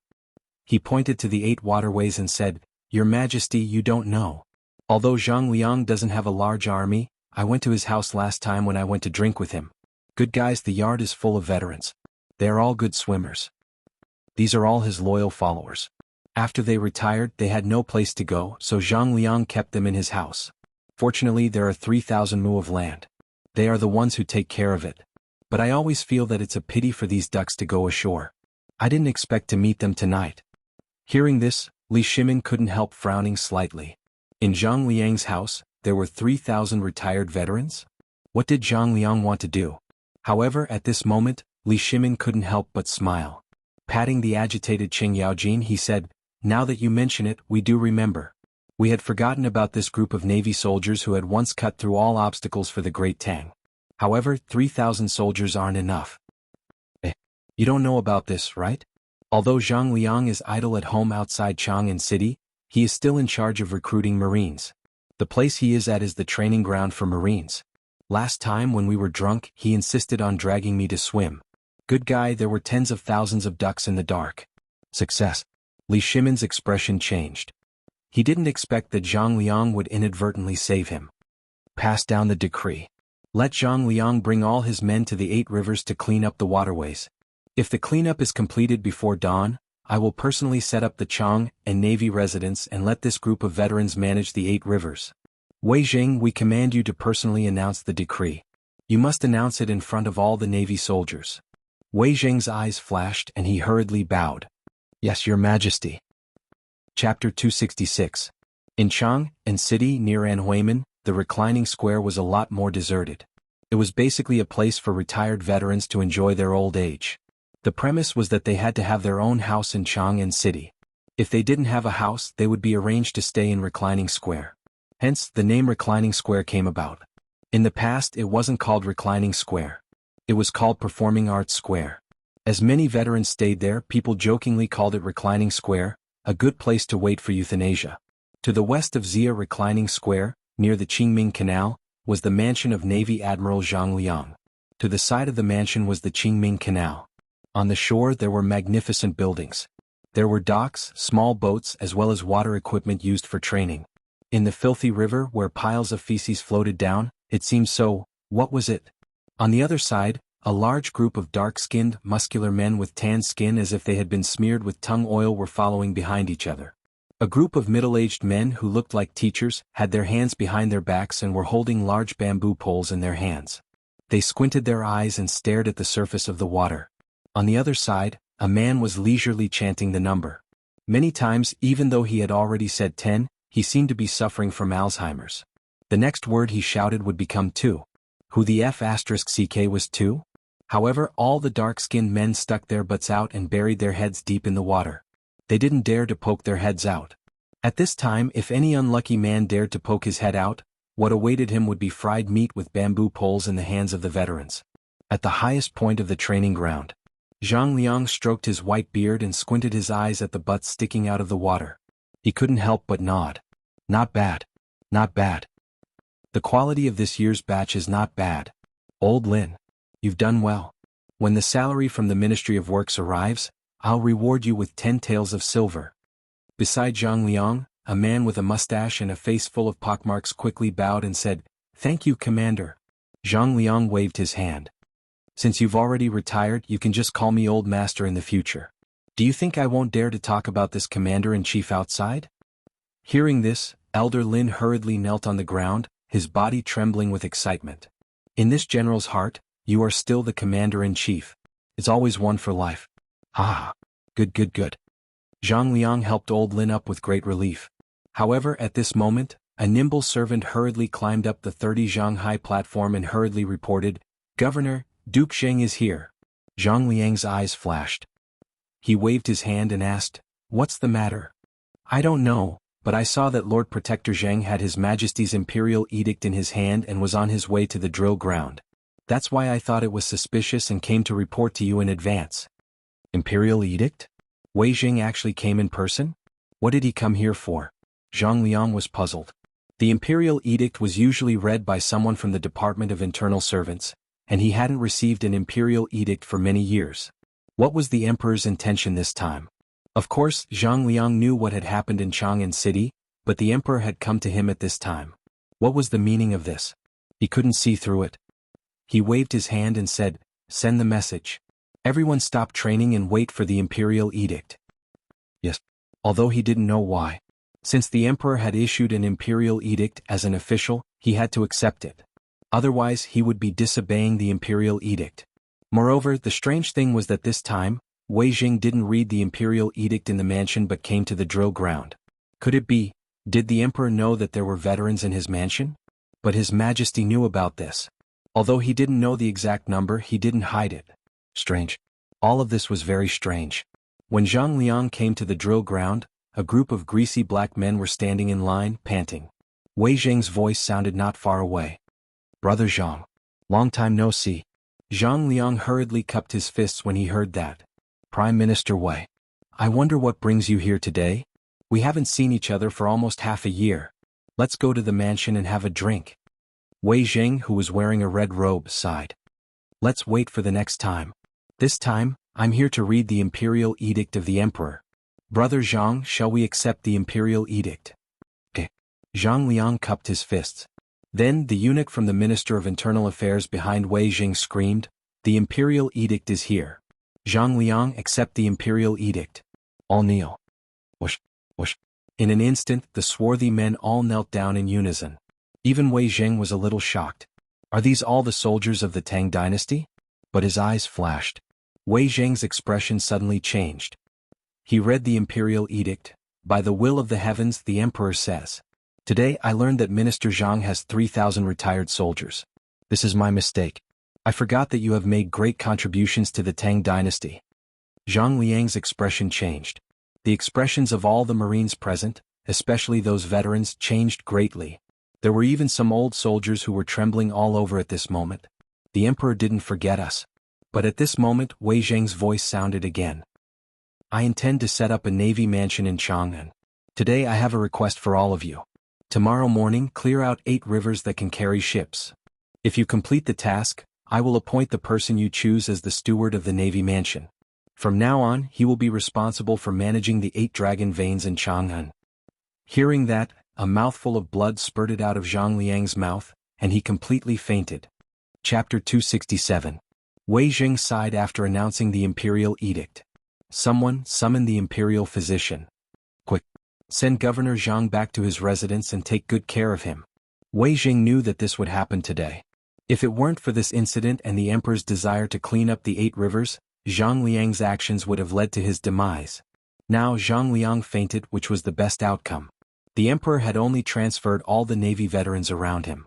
Otherwise, if this incident were to spread to the ears of other officials, the imperial edict he was waiting for today would not be just this. It would be a crime of rebellion. The emperor allowed all the generals of the Tang dynasty to have private soldiers, but the number could only be controlled at 500. If the number exceeded this number, a light punishment would be a punishment, and a heavy punishment would be a crime. Zhang Liang taking in this group of veterans seemed to be a kind act, but when combined with his recruitment of new soldiers in Chang'an and the 3,000 veterans, how terrifying was this? If he had the slightest bit of disloyalty, he only needed to wave his hand gently, and all the waterways around Chang'an and along the Chao River would go straight to Taiji Palace. How terrifying was this? Would the emperor allow this? Would the officials allow this, especially when the veterans who were good at swimming were sleeping soundly beside the bed? No, absolutely not. That was why Wei Jing sighed when he saw Zhang Liang vomiting blood and fainting. When Qing Yaojin mentioned this incident, he had already seen the killing intent in the emperor's eyes. However, because of the current situation, the emperor did not say anything. However, there was no guarantee that the emperor would not settle accounts after this. Hopefully, Governor Zhang could understand the emperor's difficulties. Wei Jing watched Zhang Liang leave before he continued, "En Lu Fang. What an excellent En Lu Fang." Before coming here, the old man did not know that this place had been renamed En Lu Fang. He also saw the situation here with his own eyes. The old and the weak who retired from the years of war, the imperial court neglected you. This is our fault. Wei Jing sighed deeply and then bowed deeply in front of the frightened eyes of all the soldiers. Prime Minister Wei. Prime Minister Wei is actually bowing to us bumpkins? Everyone had tears in their eyes. Someone even knelt on the ground with a choked voice. Prime Minister Wei, you mustn't. Prime Minister Wei, you mustn't. We're all bumpkins with no status. You're torturing us by doing this. Minister Wei. Wei Jing waved his hand. He gestured for everyone to rise. However, everyone still refused to get up no matter what. Wei Jing could only sigh and say, "This bow is this official returning justice to all of you on behalf of the people of the world. This is your honor. This is the glory you've earned as soldiers. If you hadn't sacrificed your lives to protect the Tang dynasty and shed your blood for the founding of the Tang dynasty, how could the Tang dynasty flourish now? This official only wants to say one thing: His Majesty has not forgotten you. The people of the world have not forgotten you." Wei Jing's voice was choking. As for the soldiers present, they all started to cry. Once upon a time they had dreamed that one day they would be recognized. But after the war ended, when they returned to their homes, they discovered that there was nothing left. Their relatives, neighbors, playmates that they had grown up with and so on were all gone. They had knelt in their homeland and cried bitterly. They had been lost and did not even know where to go. However, at that moment, the commander-in-chief had given them a home that could not be considered a home. It had been a few years, but the former emperor had not promised them a reward in Chang'an City. They had given up because they also knew that the Tang dynasty had just been established and needed an opportunity to develop. They had waited for a few years. Today the emperor finally remembered them. How could they not be excited? Moreover, he had even set up a navy residence in Chang, and for them. What was that? That was an honor bestowed upon them by the emperor. It was a department set up by the emperor himself, and it was dedicated solely to the emperor.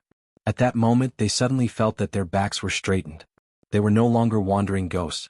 At that moment they finally found the right to walk freely in their neighborhood and on Chang and street with an identity tag hanging on their waists.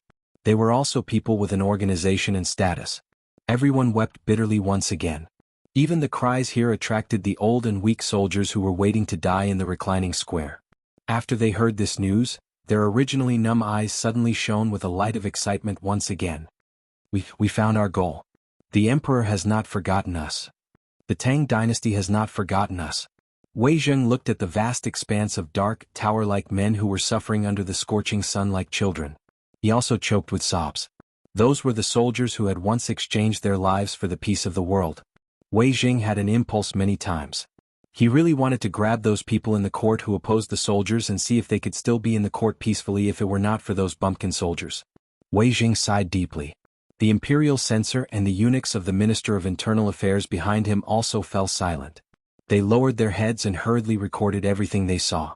After a while, when the cries and venting voices had subsided a little, Wei Zheng shouted loudly, "The emperor has not forgotten the brothers who fought with him to build the Tang dynasty. It's just that the Tang dynasty has encountered some troubles now, and the emperor has no time to care about you. But now your opportunity has come. Now, you all know what happened in Chang and city, right? It's a trap. This is a test given by God to the Tang dynasty. Therefore the emperor needs the brothers who fought with him in the past." Everyone was jealous. They roared at the top of their lungs, "I'm willing to climb the mountain of swords again for the emperor and die 1,000 times for him." Good. Wei Jing nodded and pointed to the stinky river beside them. "This is your new battlefield. His Majesty wants all of you to clean up these 8 rivers before dawn tomorrow. Can you do it?" "Yes. Even if we have to pay with our lives, we will make the water in these 8 rivers clear before dawn tomorrow." "Good. Then let's go. The emperor is waiting for your new battle report in Taiji Palace." "Yes, sir." Chapter 268. Everyone, the Marines, the veterans watching from the shore, and the soldiers who were missing arms and legs, without waiting for anyone to give the order, jumped into the water with a splash. They used their hands or tools to clean up the muddy, stinky water with all their might. At the beginning, only tens of thousands of soldiers were doing it. But as the battle dragged on, the people of Chang and were alarmed. After hearing Wei Zheng's words, he couldn't sit still anymore. The emperor was in danger. That was also the crisis of Chang and city. At this time, the emperor even asked Prime Minister Wei to bow in order to lift the blockade of Chang and city. How could their status be higher than Prime Minister Wei's? What was Prime Minister Wei? He was the emperor's official. He bowed to these bumpkins and even the slaves. In other words, Prime Minister Wei represented the emperor and bowed to all the bumpkins in the world. The men of the Tang dynasty were very simple. They were also very emotional. Although this was only said to the veterans, who were these veterans? They were all people just like them. Some of them were even missing arms and legs. They were more healthy than these people, right? If the emperor could jump into the smelly ditch where they washed their urinals, clothes and vegetables to clean up the muddy water for them, how could they sit still? Unless his skin was thicker than the city walls. Therefore, on all the streets, groups of old men with crutches were beating gongs to spread the news. As long as they were not bedridden, they should King go to the river to clean up the muddy water for Lao Tzu. Who would not go? Fine. Get out of Chang'an. Because they did not deserve to be called Chang and people. The people of Chang and were all King cowards. Why did the emperor do this? Was it not to let the people live a more comfortable life? If the river was cleaned up, everything would be better, right? At the very least they could wash the chamber pots. No, in such a clean river, who the CK dared to wash the chamber pots? Lao Tzu would be the first to tear him apart. The men of Guangzhou were so stubborn. When they said that they were going to clean up the muddy water in front of their own homes, who the CK could sit still? She was so embarrassed that she panicked. Then, from old men in their 80s to children in their 20s or 13 years old, they all carried it on their shoulders. Then, carrying the basket, he jumped into the river and joined the ranks of those who were cleaning the river. The army in charge of clearing the river started from around 5 p.m. to around sunset. The number of people involved in clearing the river had increased from the initial tens of thousands to more than 100,000. In the end, even if no one reminded them, the merchants could no longer sit still. How embarrassing. The commoners had all gone to clean up the river. Even if they shouted themselves hoarse, no one came to look at their goods. They were even met with disdainful looks from the commoners. Could they sit still? They had poured more feces and urine into the river than the commoners, right? He was cleaning up after them. Aren't they ashamed? Even the ancestors of the family couldn't sit still, so this broom ran out and pointed at their noses, scolding them until their parents panicked. As a matter of fact, all the merchants were urging their servants to jump into the smelly ditch to dig out the feces themselves. In the setting sun, Li Shimin stood in the attic of the third floor of the sleeping palace. He looked at the rivers in the setting sun that were originally dazzling like silver ribbons. At this time they had become pitch black. The veins on the back of his hand that was holding the railing were exposed. Guanyin servant, do you think these 8 rivers can really solve this crisis? Li Shimin muttered to Zhang Sun Wugo, who was also looking into the distance behind him. Zhang Sun Wugo pursed her lips and grabbed Li Shimin's hand. She said softly, "Second brother, actually you already have the answer in your heart, right?" The answer? Li Shimin lowered his gaze and looked silently at that slender hand. At this time there was still a thimble on her hand. Suddenly, Li Shimin remembered that the shoes he had been wearing this year, as well as the shoes worn by the crown prince and the other princes, were all made by his empress. The palace was not so poor that they could not even afford to wear shoes. However, in order to save money, Empress Zhang Sun still insisted on sewing and making shoes by herself. Li Shimin suddenly felt very tired. He felt ashamed to face Zhang Sun Wugo. In these 2 years he had been dealing with one problem after another, but he had neglected the person by his side. He was not a qualified husband. As for whether he was a qualified monarch or not, he was a little confused at this time. Since the Wei River Alliance half a year ago, he had been dispirited. He was at a loss when the court was full of impeachment. It was not until the appearance of Zhang Feng that he found a glimmer of light to revive the Tang dynasty. But, when he was in a hurry to prepare for a big fight, he turned his head and found that there was still a sharp blade hanging over his head. 5 surnames and 7 hopes. This fierce tiger that made him afraid finally showed its ferocious teeth this time. He was very afraid. He was very afraid that everything he had done would be turned into ashes with a wave of the 5 surnames and 7 hopes. Alas! Li Shimin sighed deeply. Rubbing Zhang Sun Wugo's hand, he looked at the red sunset and murmured, "How could I not want to have the answer in my heart?" Chapter 269. Zhang Feng was dumbfounded. Guzi Zhuzi and the others who liked to surround him, as well as old he and the others, had all disappeared. Just as he was taking an afternoon nap under the crooked tree, the people on the street seemed to have suddenly disappeared without a trace. What was going on? Where were they? Zhang Feng stood at the entrance of the empty market, grabbing his hair and looking at the empty street with a dumbfounded expression. He was completely dumbfounded. What the hell? Could it be that Lao Tzu was sleepwalking? Or was it a dream? Zhang Feng was really dumbfounded. Even the old scholar who had been squatting under the big willow tree at the entrance of the street, which was big enough for 3 adults to surround, was nowhere to be seen. Other than a dream, was there any other explanation? Quick! You motherf asterisk cur, other people are cleaning the river but you motherf asterisk cur hiding in the house and sleeping in the middle of the day? Aren't you ashamed? Your father. He's 72 years old and he's already carrying a hoe into the river. You, a strong young man, are hiding in the house and sleeping? No sir, please do me a favor. I still have to work at night. I just got off work today. Just let me sleep for a while. Sleep? Why don't you sleep yourself to death? What time is it now? You motherf asterisk cur, it's almost 9 o'clock.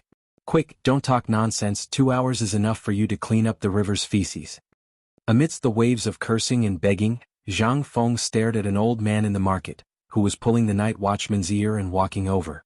Zhang Feng hurriedly went forward, clasped his hands and asked, "Sir, you said you were going to clean the river? These people are going to clean the river?" When the old man saw that it was Zhang Feng, he put away the anger on his face and grinned. "Well, it's because we've dirted the river, so the emperor sent those old and weak soldiers to clean the river. How could we stand by and watch? It's so embarrassing." So we all spontaneously joined in. "You rest, I'm going." Zhang Feng usually taught those little brats how to read. This already shocked everyone. As slaves, how could they afford to hire a teacher? Moreover, it was Sir who took the initiative to teach their child? There must be smoke rising from their ancestral graves. In addition, Zhang Feng was usually generous. Basically, every family had received his kindness, so they would not allow Zhang Feng to go to such a matter. Even if Zhang Feng went, he would definitely be carried back in a matter of minutes. Who was Zhang Feng? That was the best person in the entire city. Moreover, he was a peerless talent. Who would dare to ask him to wash sand in the river? If anyone dared to do so, there would be a group of red-eyed people who would go up and break their legs. Zhang Feng was very depressed. But he was also very curious. This Lao Li's speed was really fast. How long had it been? 6 hours? Or 4 hours? How could he encourage so many people to take the initiative to wash the river? Zhang Feng did not believe in heresy. He paced around the crowd and quietly followed them to the Dragon Head West Canal, which was near the Department of Justice near the Spring Bright Gate. Before he reached the river, he could already hear the clamor of shouting and waves of stench. The river channel was clogged all year round. If it was not cleaned up for a long time, then it would be fine. It was only when one walked in that the stench would come. But if someone were to wash it here, then the stench would definitely reach the sky. Zhang Feng pinched his nose and stuck his head out from a small alley behind a tailor shop. His eyes widened. What the hell? Good guy. He saw that in the river channel, everyone was bare-chested, sticking their butts out as they dug the mud. A group of old Navy soldiers were like loaches, diving into the water. As long as they found something hard, they would immediately stick the willow branches in their hands there. In an instant, dozens of people would rush up as if they wanted to empty the bottom of the river. On the shore, there were all kinds of porcelain fragments, or even intact chamber pots, porcelain, rusty arrow shafts, crossbows, broadswords and bronze swords. They were all casually thrown on the shore. Seeing this, Zhang Feng was drooling. If this was in the future, then these would be priceless treasures. Especially one of the scabbard that was shining with golden light, it made Zhang Feng unable to move his eyes away. This thing was either something that came along with it, or something that was left behind by an important person in some dynasty. This kind of treasure was a scabbard made of pure gold. These simple people, however, did not fight over it. If this was in the future, damn, even a broken tile would be picked up by people in minutes. How could they still see it? At that moment, an old voice rang out from behind Zhang Feng. You're right. Isn't this shopkeeper Zhang? Zhang Shanren, what are you doing here? This place stinks to the heavens. If you get stained by it, it won't be good. Quickly leave. Zhang Feng was also stunned. Old man, I also want to help. You are all busy, I am just a strong young man. No. The old man was angry. He shouted, someone come. Zhang Shanren is here. A few young men come and carry Zhang Shanren back. In this place we cannot let Zhang Shanren's body be stained. Zhang Feng's face darkened. He was really carried away by a few strong men on their shoulders, as if they were carrying a sack. Chapter 270. Dong, dong, dong. With the sound of 3 morning bells. At the dawn of the east, the civil and military officials, after going through layers of inspection in front of the Vermilion Bird Gate, slowly entered the Vermilion Bird Avenue. All the officials had a heavy heart at this time, but there was a group of people who were staring sharply at Wei Zheng and the others, who were standing at the front of the line. If looks could kill, Wei Zheng and the others would have been killed thousands of times. These people were the officials of the 5 surnames and 7 hopes. Last night, they received a secret letter from the Guanlong group. They impeached Fang Xianling for taking advantage of the responsibility of the Ministry of Works to tamper with the currency without authorization. They impeached Zhang Sun Wuji for colluding with the officials and merchants, which led to the current chaos in Chang'an. They impeached the emperor for ignoring the expectations of the people of the world and using all the silver in the national treasury to buy the so-called seafood from Zhenla without authorization. That kind of thing is absolutely disgusting to look at. This was the emperor's doing? If it wasn't for Wei Zheng, Fang Xianling, Du Ruhui and Zhang Sun Wuji urging, would the emperor be like this? These people should be killed. At this time, Wei Zheng and the others didn't seem to see the eyes of these people. Several people exchanged glances and entered the political announcement hall. Today, the atmosphere in the political announcement hall was a bit strange. No one was like before, whispering in 2s and 3s. It was as if they didn't see the actions of hundreds of thousands of people in Chang'an last night. In this strange atmosphere, Qing Yaojin finally couldn't resist the feeling of having a knife on his back. The natural military blood made him explode. But just as he was about to burst out, Wei Jing grabbed his hand and shook his head slightly. The emperor arrives. With the eunuch's shout, everyone hurriedly knelt and shouted in unison, Welcome the Emperor. Long live the Emperor. Li Shimin walked out of the back hall amidst the cheers of the officials. However, this time, Li Shimin did not step onto the 9 steps to heaven's staircase. Instead, he slowly walked to the top of the hall and surveyed the crowd. Wei Jing nodded slightly, and Li Shimin's expression finally relaxed. His bloodshot eyes finally let go of the last bit of worry. Last night, Li Shimin did not sleep at all. He couldn't sleep. He didn't dare to sleep until he received news of the 8 Rivers Channel.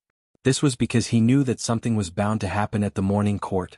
But after seeing Wei Zheng's affirmation, Li Shimin was finally relieved.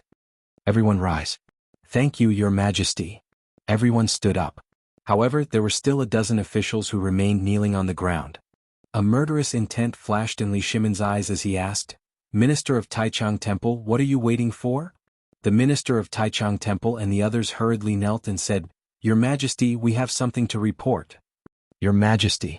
Cui Fengjun, the imperial astronomer, has something to report. The Cui family. Proof. Li Shimin's eyes flashed slightly. It seemed that the 8 noble families of Guanlong were on the same side after all. Cui Fengjun, the imperial astronomer, heard the words and said first, Your Majesty, I have been observing the sky at night and found that Mars shone brightly in the night sky, even brighter than the moon. There must be a demon bewitching people. What? Mars guarding the heart? Heavens! Could it be that the disaster in Chang was caused by this calamity? Hearing this, all the officials whispered in horror. Li Shimin smiled coldly. He looked at Cui Fengjun with interest and asked, Then tell me what kind of demon is bewitching me? This, Cui Fengjun hesitated. However, he continued, Your Majesty, I'm sure you know that once the Antares Heart Guardian is activated, there will definitely be a great calamity. The imperial astronomer has been calculating for the past few days, but alas, a calamity still appeared in Chang'an. So you are saying that it is my fault? How did the disaster in Chang'an happen? Are the people saying that they are fools who do not know who did it? You, the imperial astronomer, are saying that this is Mars guarding the heart? Then I would like to ask you, is this man's fault or is it the fault of the heavens? Li Shimin was furious. He could no longer hide his murderous intent. Cui Fengjun trembled. The members of the imperial astronomer behind him, the members of the 5 noble families and the Guanlong group, all fell to their knees. Your Majesty, this man is Prime Minister Wei. We have seen it with our own eyes at the imperial astronomer. All the divination points to one person, and that is Prime Minister Wei. If not for Prime Minister Wei cursing Your Majesty in court, he would have entered the imperial harem many times. This is something that has been strictly forbidden in every dynasty, but Prime Minister Wei and his people turned a blind eye to it and still swaggered into the imperial harem. We do not know why Prime Minister Wei would go to the imperial harem so casually, but this matter must have triggered Mars guarding the heart and caused the disaster in Chang'an. Moreover, this incident in Chang'an started from a rumor. How could the people on the trade route so easily shut down the trade route? This is obviously because everyone has seen Mars guarding the heart and is afraid of Chang'an. That is why they are avoiding it. At this time, only by killing Prime Minister Wei, who has caused chaos in the imperial harem, can the world be at peace. Are you asking me to cut off my own limbs? Very good. Very good. Li Shimin was so angry that he laughed. Wei Zheng, on the other hand, was still standing there without saying a word. Li Shimin looked around at the people kneeling on the ground and asked, Is this what all of you think? The Taichang Temple chief and the others hurriedly said, We have some spies in Chang, and have seen Prime Minister Wei, Lord Zhang's son, General Cheng, and the others frequently go out of the city in disguise. We even saw, Your Majesty. Therefore we think that it is not right to punish them for this matter. Good. Very good. Is there anyone else who thinks so? Li Shimin shouted angrily. In an instant a large number of people knelt again. Even the warlords of the Guanlong group in the north knelt when the generals knelt. At this time there were only about 30 people who were still standing. In the end, Li Shimin's fury could not be extinguished. Just as Li Shimin was about to order the arrest of these people, Fang Xianling suddenly shouted, Your Majesty, I have something to report. Chapter 271. The person who had been silent all this while. Finally he spoke. Moreover, he was the person that the officials had been impeaching. At this moment, everyone couldn't help but want to hear what Fang Xianling had to say. Originally, the Ministry of Works was a department controlled by people with different surnames. However, the emperor stood his ground and insisted on letting Fang Xianling come. Wasn't this cutting off other people's source of income? How could this be? Among the hundreds of officials, at least 70 of them were kneeling. They were sure that the emperor wouldn't dare to touch them. After all, they were backed by two powerful figures. Li Shimin wouldn't dare. But at this moment, Fang Xianling came out. Everyone couldn't help but look up and look at Fang Xianling and the others with a playful expression. They wanted to see what Fang Xianling had to say. Fang Xianling bowed first and then said loudly, "As for the matters that you have mentioned, I have a different opinion." "Let's hear it." Li Shimin waved his hand and put down the butcher's knife in his heart. "I think that the reform at this time is also a disguised form of benefiting the people. Although the trade routes outside are blocked, it allows all merchants to unleash their potential under such circumstances. I have seen those merchants in Chang'an Market. Many of them didn't panic and didn't suffer any losses. Instead, they made a lot of money. As for the new currency, I also have to report to the emperor. All the currency is transported by horse carriage. Not only is it tedious and cumbersome, but it is also easy to wear and tear. The speed of transactions is greatly reduced. Therefore, the emergence of a new currency is inevitable. I have already seen the results of this in Chang'an. Therefore, I think that both of these matters are correct. As for the sealing of the trade routes, those are just words to confuse the people." Fang Xianling stroked his white beard and stared at Taichung Temple Chief Eugene Yan. "Lord Yu, were you going to talk about these matters just now? As the chief of Taichung Temple, you don't go to the people to understand. Instead, you talk nonsense in the court. Tell me, are you trying to confuse the people with your lies?" Eugene Yan stood up, neither servile nor overbearing. He bowed and took out a booklet from his bosom. "Your Majesty, this is the result of my investigation in Chang'an." "No need." Li Shimin didn't even look at him. "Yesterday, I received the results of the Imperial Guard's investigation in Chang'an, as well as the Crown Prince. Therefore, I will naturally distinguish who is right and who is wrong. Prime Minister Wei, they say that Antares guards the heart. Don't you have anything to say?" Li Shimin was very angry. How could Wei Jing still be able to stand at a time like this? If it weren't for Fang Xianling, Ma would have already killed him. When Wei Jing heard this, he replied calmly, "Your Majesty, this old subject doesn't know what to say. I don't understand what they're talking about. I only know that the heavens are watching. As for Mars being the guardian of the planet, this subject has nothing to say about the face of the imperial astronomer, even if it is forced upon the evil deed of sealing off the trade routes in Chang'an." "Wei Jing, don't be presumptuous. The imperial astronomer was established by the emperor to observe the celestial phenomena. Don't anger the heavens. If the heavens punish, no need." At this moment, Wei Jing waved his hand lightly. "Just last night, the old man and Lord Yuan Tiangang talked all night, but he didn't say anything. Do you think your knowledge has surpassed Mr. Yuan's?" This, Shui Fengjun was speechless. But he blinked and said, "How can we compare with Mr. Yuan's talent? He must have been held hostage by you. That's why he said such things." "Is that so?" Li Shimin wanted to laugh. He waved his hand and said, "Yuan Tiangang is here." Shui Fengjuan's face completely changed. Even the faces of all the people kneeling in the court changed at this time. They had calculated everyone and everything, but this Yuan Tiangang, with unfathomable skills and knowledge, was highly valued by the emperor. He only served the emperor on weekdays. Even if they wanted to visit him, they had no way to do so. In the words of Yuan Tiangang, they didn't deserve to visit him. But now, it was the fact that Antares was guarding the heart. What would Yuan Tiangang say? Just when everyone's mind was turning rapidly. A grayish-black man with a black and white 8 trigrams pattern on his body, holding a Buddha whisk in his hand, and a Tai Chi Yin-Yang pattern on his grayish-white hair bun, walked into the hall with a gesture. Yuan Tiangang didn't look at the people kneeling on the ground. He just gave a slight salute to the emperor. "Boundless Lord of Heaven. I pay my respects to the emperor. Because I'm checking how to get rid of the filth in the palace, I ask the emperor to forgive me for my rudeness." Li Shimin's expression eased slightly. He waved his hand lightly, "Get up at once."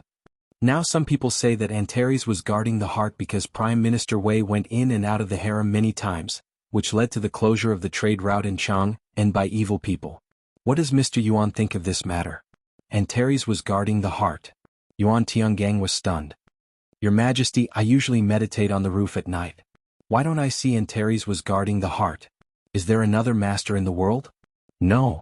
Li Shimin smiled slightly. He pointed to Shui Fengjun of the Imperial Astronomer and said, "It was Lord Shui of the Imperial Astronomer who said that there was a demon in the palace. It was Prime Minister Wei." Hearing that, Yuan Tiangang was amused. Ah, Your Majesty, please forgive me. I can't help laughing. I really don't understand why the imperial astronomer said so. I've been observing the celestial phenomena during this time. The celestial phenomena are indeed abnormal. The Ziwei star is shining, but it is a little similar to Antares. Didn't Lord Shui see this in the ancient books of the imperial astronomer? Your Majesty, the Ziwei star is in the world, and the person is in the market of Chang'an. He is an extraordinary person who hasn't appeared for thousands of years. We think that he will definitely solve the crisis this time when the city is sealed. Li Shimin was shocked. Wei Jing and others were also shocked. How the F*ck could he have foreseen this? Was Yuan Tiangang a god? The Ziwei star, wasn't that brother Zhang Feng? This time he really was the one who resolved the crisis. Thinking of this, Li Shimin smiled. He looked around and said, Master Yuan is right about this matter. The Ziwei star has appeared. I was almost fooled by your stupidity. Men, drag Chui Fengjun out and punish him with 30 strokes of the cane. There is one more thing that I forgot to mention. What about the city being sealed? Has Chang'an been sealed? Wait and see if the overstocked caravans in Chang'an will be sealed in the city. I will remember this account. When the crisis in Chang'an is over, I will have a good talk with you about today's misleading people. Court is dismissed. Chapter 272. The crisis was lifted? So fast? This time Yuan Tiangang was also shocked. He had not slept for 2 days because of this matter. He had been investigating how to solve the crisis in Chang'an. However, except for the appearance of the Ziwei star, all the clues revolved around this Ziwei star. Did the emperor find this Ziwei star? If not, how could the emperor solve the crisis in Chang'an city so quickly? According to the 9 changes 8 diagrams, all the channels in Chang'an city were blocked. As he walked, Yuan Tiangang ignored the greetings of the crowd. His hands were quickly making seals. However, today's seal made Yuan Tiangang surprised. Because the seal this time, in the land of death yesterday, there was actually a glimmer of light. Yuan Tiangang was shocked. Dilemma? What was the solution to the dilemma? Yuan Tiangang thought hard and searched in his heart. He even used the 5 elements algorithm that he didn't want to use the most. Finally, he stood on the Suzaku Bridge in horror and looked at the rolling water under his feet. Water. The solution to the crisis in the imperial city is actually water. Right, water is good at healing. It is supposed to clean up the blockage. This hexagram is full of blockage, but there is a trace of water machine. Is this? Yuan Tiangang couldn't help but think of the sensational thing that happened in Chang'an yesterday afternoon. Basically, the entire Chang'an city was involved in a huge project to clean up the river. Although everyone said that it was to clean up the river, make the river clear and beautiful, the emperor thought that these rivers affected the beauty. However, judging from the hexagram at this time, it didn't seem to be as simple as imagined. But as for what was not simple, he couldn't tell. Is this the solution to the crisis in Chang'an? But these 8 rivers, 8 dragon veins. How to solve the crisis? Yuan Tiangang walked away in confusion. In the deep palace of Taiji Palace, Wei Jing, Fang Xianling, Du Ruhui, Zhang Sun Wuji, Qing Yaojin, and others sat together again and drank tea slowly. It was as if everything that had happened in the main hall had nothing to do with them. A few moments later, Li Shimin returned to Taiji Palace in high spirits. As soon as they entered the door, Li Shimin waved his hand and asked everyone to sit down. Then he said, This time, we have openly fallen out with the people of the 5 surnames and 7 Wangs, as well as the Guanlong 8 tribes. Is the river channel really cleaned up this time? Reporting to your Majesty. Wei Jing stood up and bowed. Everything is ready. Last night, the Navy veterans used dozens of boats of different weights to test the river. There was no obstruction at all. All right. Li Shimin waved his robe. Then immediately arrange this matter for me. I want to see all the people of the caravan evacuate from Chang'an before tonight. As you command. Everyone left in a hurry. In the end, Li Shimin stopped Qing Yaojin and said, General Qing, this time I have to trouble you to send your most capable men to personally escort along the way and cooperate with the veterans to ensure the safety of the people along the way. If anyone blocks them, kill them. Qing Yaojin heard this and hurriedly saluted. Your Majesty, leave this matter to me. You can rest assured. But there is one thing that I don't understand. Li Shimin sat next to Qing Yaojin and asked, If there are people of the 5 surnames and 7 Wangs or people of Guanlong blocking the way, should I fight or not? Li Shimin frowned. This time if he fought, it was tantamount to completely falling out with Guanlong. Now was not the time. But if he didn't fight, what would he do if he encountered them? This was something that Li Shimin hadn't thought of. Although there were many dangerous rivers along the way, these were not a problem. If Qing Yaojin could deal with them and with the tens of thousands of navy, they would definitely be able to deal with them. However, Li Shimin was still a little hesitant about Guanlong. To fight or not to fight? This was the main problem now. Your Majesty, I have an idea, but I don't know if I should say it. At this moment, little Gizi said hesitantly. Li Shimin's eyes lit up. The reason why little Gizi had always been by his side was that he had followed him since he was young, so there was no need to worry about his loyalty. More importantly, he was intelligent. If it weren't for the fact that eunuchs couldn't participate in politics, Li Shimin would have promoted him to an official long ago. Now that little Gizi had spoken, Li Shimin couldn't help but be interested. Your Majesty, I think that if we disguise General Cheng's subordinates as the guards of these merchants, wouldn't that work? Moreover, the people of the military are straightforward and rough, very similar to those servants. They are suitable for fighting in all kinds of terrains and can form all kinds of battle formations at any time. If each merchant group is accompanied by 30 guards, we can ensure that this matter will be foolproof. Li Shimin didn't even think about it. He directly clapped his hands and made the decision. Qing Yaojin's eyes also revealed a look of understanding. He got up and cupped his fists, saying, I will go now. With the identity of a guard, I am not afraid of anything. Chapter 273. In Zhang Feng's shop. At this moment, Uncle He Zhuzi's father, and the best matchmaker in the city were all sitting together in his small tavern, looking at Zhang Feng meaningfully. Zhang Feng's head was about to explode. 3 jugs of wine had already been served. Several plates of dishes had been eaten. He even saw the matchmaker kick a large plate of meat into her pocket. However, they had been sitting there for 4 hours and still had no intention of leaving. How could Zhang Feng not know their purpose for coming? What could they do when the matchmaker was here? Uncle He seemed to think that Zhang Feng's brain was too slow and could only wave his hand to stop him from wiping the counter that was about to be torn. Fengzi, come and sit down. The old elementary scholar will be here soon. Zhang Feng was a little afraid of the old elementary scholar. There was no other reason than that mouth of hers. He couldn't stand it. Why would the old elementary scholar come here for no reason? Zhang Feng continued to play dumb, but he also knew that he could not avoid it. He helplessly hung his head and sat on the table. At this moment, the matchmaker stared at Zhang Feng and clicked her tongue.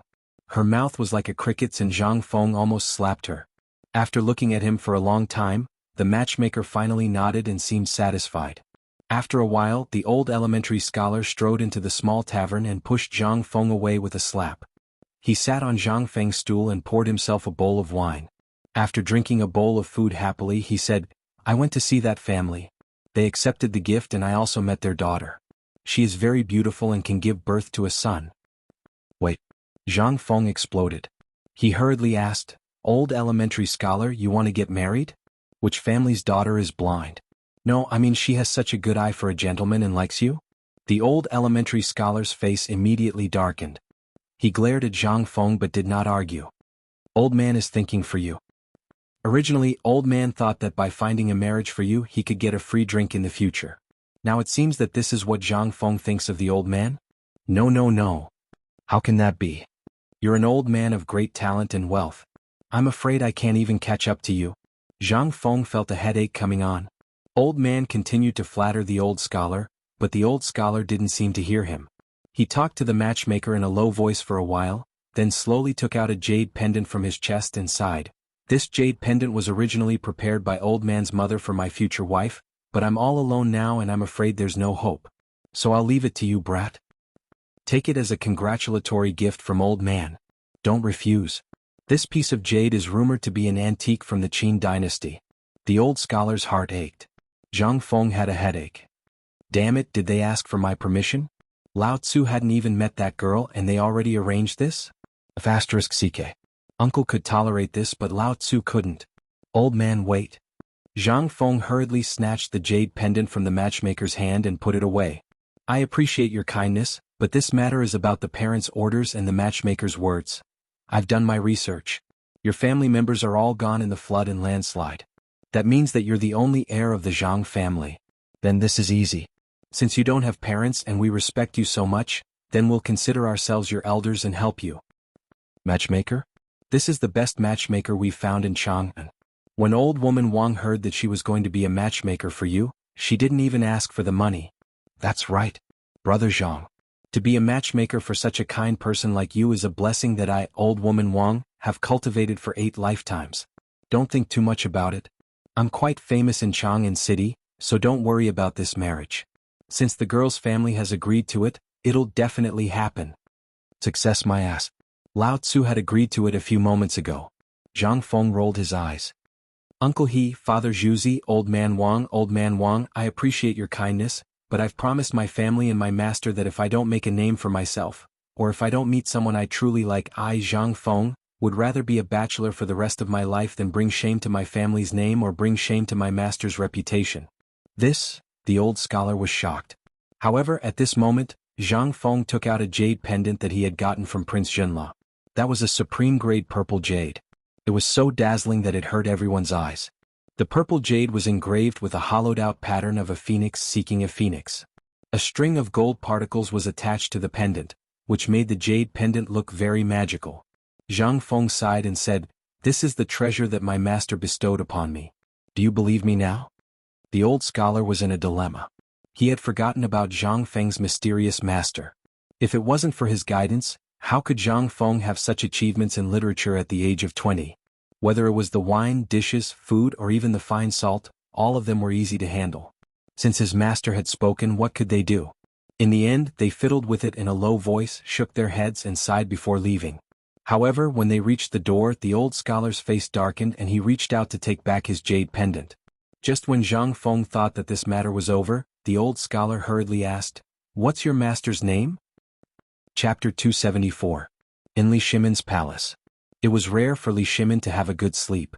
After yesterday's morning court, he was in a good mood. He drank a jar of Zhang Feng's wine with Yuan Tiangang and left after Yuan Tiangang repeatedly praised it.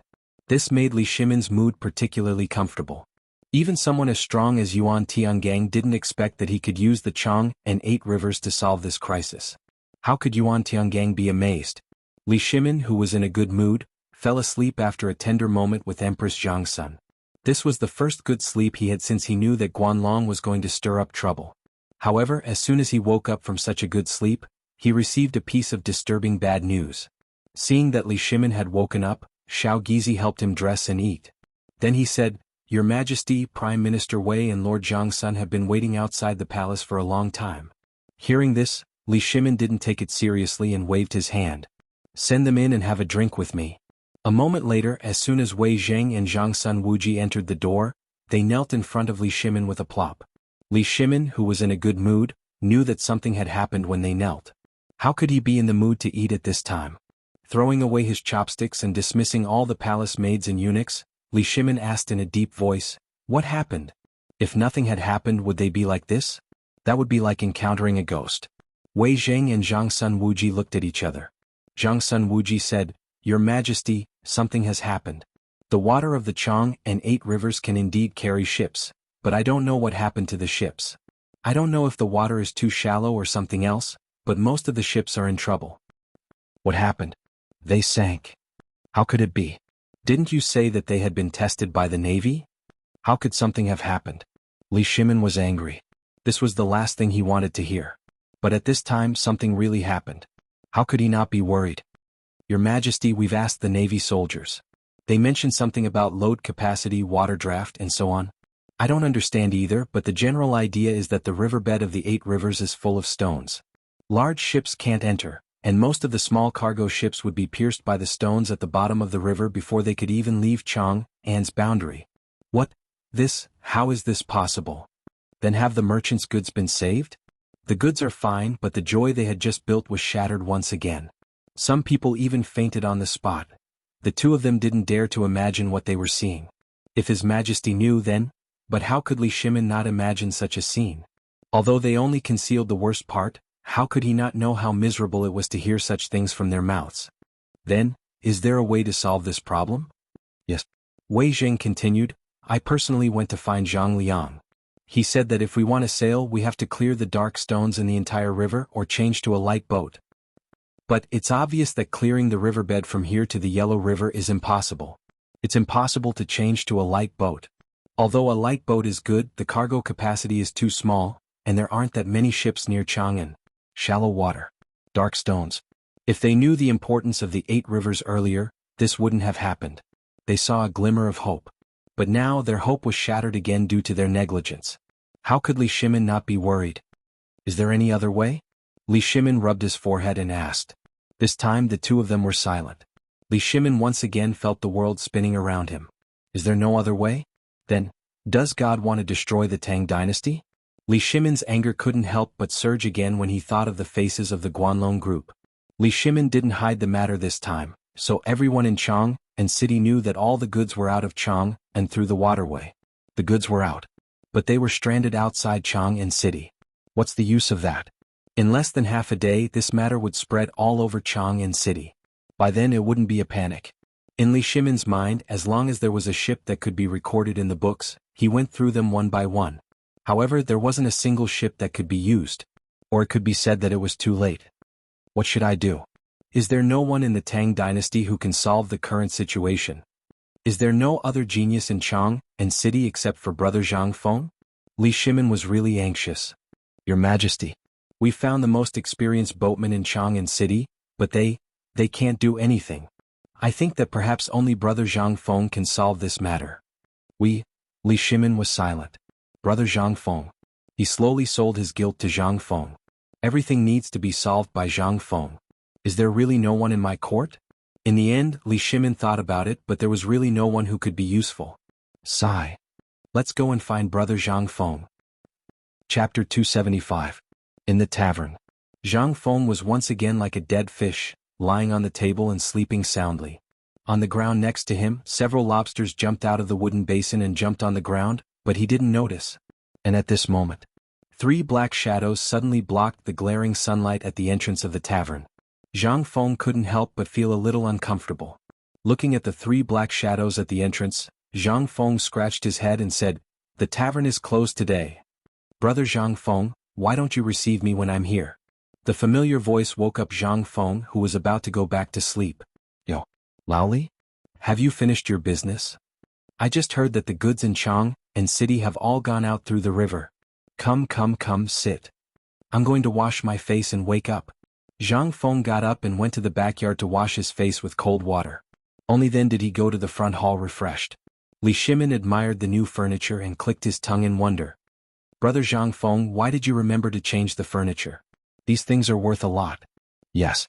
These are all changed by your precious son. Zhang Feng spread his hands and pointed at the lobsters on the floor. He asked, "Do you want to eat this thing or not? I'll get you a spicy crayfish." "Whatever you say." Zhang Feng smiled. Then he went into the kitchen. How could he not see the worry on Li Shimin's face? What's going on? The ship had already left Chang'an. What else could go wrong? Could it be that they were blocked by the Guanlong group? That was also impossible. Guanlong also knew the importance of the matter. If they started a war with the Li dynasty, the ones who would benefit would either be the 5 families and 7 nobles, or the Tubo and Turkic barbarians. They wouldn't be so stupid. However, what exactly had gone wrong with the current situation? Zhang Feng didn't understand. She hurriedly prepared the crayfish and carried the basin out of the kitchen. That enticing aroma still made Li Shimin and the other 2 look at the bright red crayfish in the basin in surprise. This scene made Zhang Feng even more certain that Li Shimin was in real trouble this time. Zhang Feng didn't beat around the bush and asked directly, "Tell me, what trouble did you encounter this time? Don't say that His Majesty declared war on Guanlong. As long as one isn't an idiot, no one will believe it." This? Li Shimin's face stiffened. Wei Zheng and Zhang Sun Wuji's faces twitched as well. They stole a glance at Li Shimin. Li Shimin rubbed his hands and chuckled. He grabbed a lobster and started chewing without even peeling it. Well, there's indeed a problem this time, but it's not about the war with Guanlong. It's about the ship. The river has been cleared, but there's a problem with the ship. I don't know if it's because the ship can't bear the weight of the supplies or something else, but the bottom of the ship was pierced by the dark stones in the river after leaving Chang'an city. That's it? Zhang Feng looked at Li Shimin in surprise. He was very suspicious. Was the 5-tooth warship such an awesome ship, bragging or something else? If that thing could be built, how could this thing be a problem? Li Shimin almost felt sweet in his heart. He was about to spit out a mouthful of old blood. That's it? Do you King know that this is making people worried to death? What else do you want? Wei Zheng and Zhang Sun Wuji also twitched the corners of their mouths. Brother Zhang Feng was indeed awesome. How could he insult him in front of this master? Is this really okay? Don't you think about it? When you find out the emperor's identity, how will you King survive? They really wanted to see the scene when Zhang Feng found out everyone's identity. How exciting would that be? They didn't know if it was because they were familiar with Zhang Feng or something else, but now Li Shimin and the others were looking at Zhang Feng more and more and wanted to beat him up more and more. This guy was really too despicable. Every time something happened, he didn't talk about it properly. It was as if he hadn't spoken at all. He just had to show off. This was unbearable. Zhang Feng saw the strange expressions on the three people's faces. He touched his nose and coughed dryly. This matter can basically be solved. Now that you've found me, your hearts can be at ease. To put it bluntly, this is not a big deal. As long as it's not a war with Guanlong, this matter is not a big deal. But I have a question. Li Shimin asked carefully. What question? He was afraid of Zhang Feng. He was afraid that Zhang Feng would catch him off guard at some point. Zhang Feng peeled a prawn and dipped it in the sauce. Under everyone's fiery eyes, he chewed the prawn and said, "The previous dynasty could even make things like the five-tooth warship. I'm puzzled.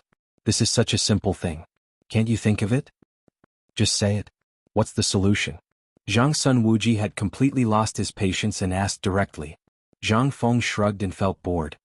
"Well, it seems that you're really in trouble. Let me ask you, why didn't I see you yesterday? What were you doing?" They still didn't play by the rules. Li Shimin's face darkened. He said word by word, "Yesterday we accompanied the emperor to think of a solution." "Did you see the emperor? Tell me, is his majesty covered in dragon scales?" Puff. Chapter 276. Li Shimin wanted to hit someone. He really wanted to hit someone. During this period of time, his murderous intent was very strong. He really wanted to find someone to kill, but he couldn't. At this time, looking at Zhang Feng's face that deserved a beating, Li Shimin couldn't help but want to punch him in the face. Too despicable. Damn it, all the IQ could be turned into a negative number when it came to Zhang Feng. At this time, Li Shimin finally understood why he could mess with the son of King Jinla, the crown prince of Jinla. This guy was born a genius. This was a perfectly fine matter, so why did it suddenly involve whether or not he had dragon scales? Didn't you see clearly what I have on my body? However, Li Shimin could only criticize in his heart. He secretly thought that if Zhang Feng entered the imperial court in the future, he would teach him a good lesson. This guy, brother Zhang Feng, let's talk about serious matters. Besides, have you ever seen anyone with scales on their body? Li Shimin said weakly. Zhang Feng's interest waned and he stopped talking. I was still wondering how His Majesty could know everything that I could think of. I thought His Majesty was really a divine dragon in the sky. It turns out that he's still a human. However, it's not bad that he has half of my ability.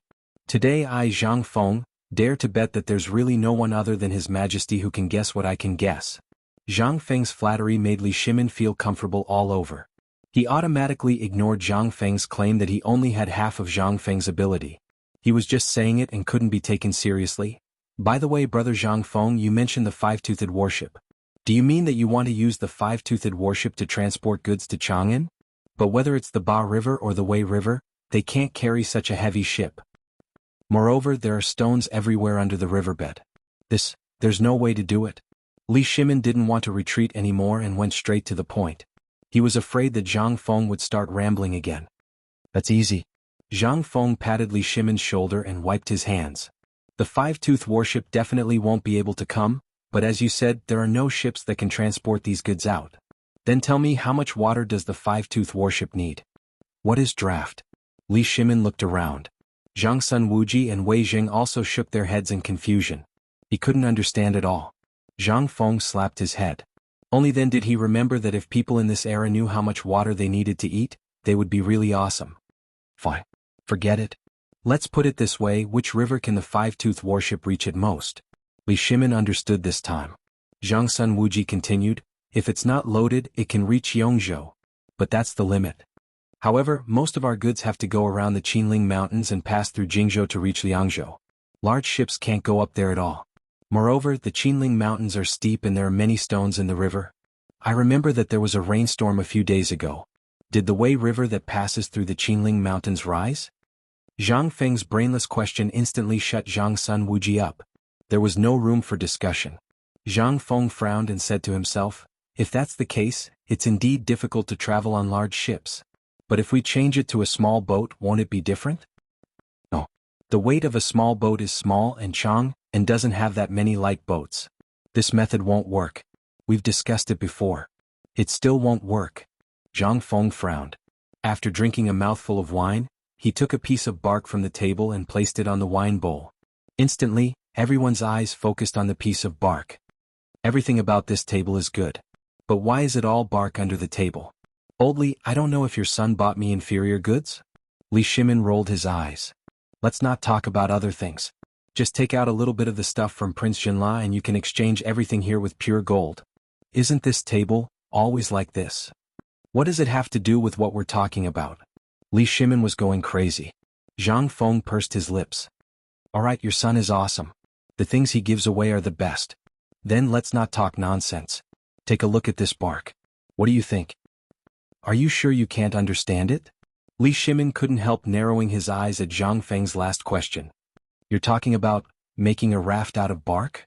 And then carrying goods out? Get lost. Zhang Feng glared at Li Shimin.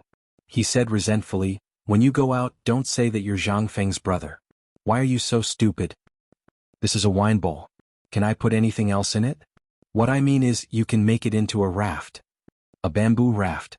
Or some kind of wood with high buoyancy. Make it into a big raft. Then do you understand? I'm really doubting your IQ. You want to deal with His Majesty with this? You're lucky to have met me, Zhang Feng. Otherwise you'd be cheated so badly. Chapter 277. Li Shimin ignored Zhang Feng's last words.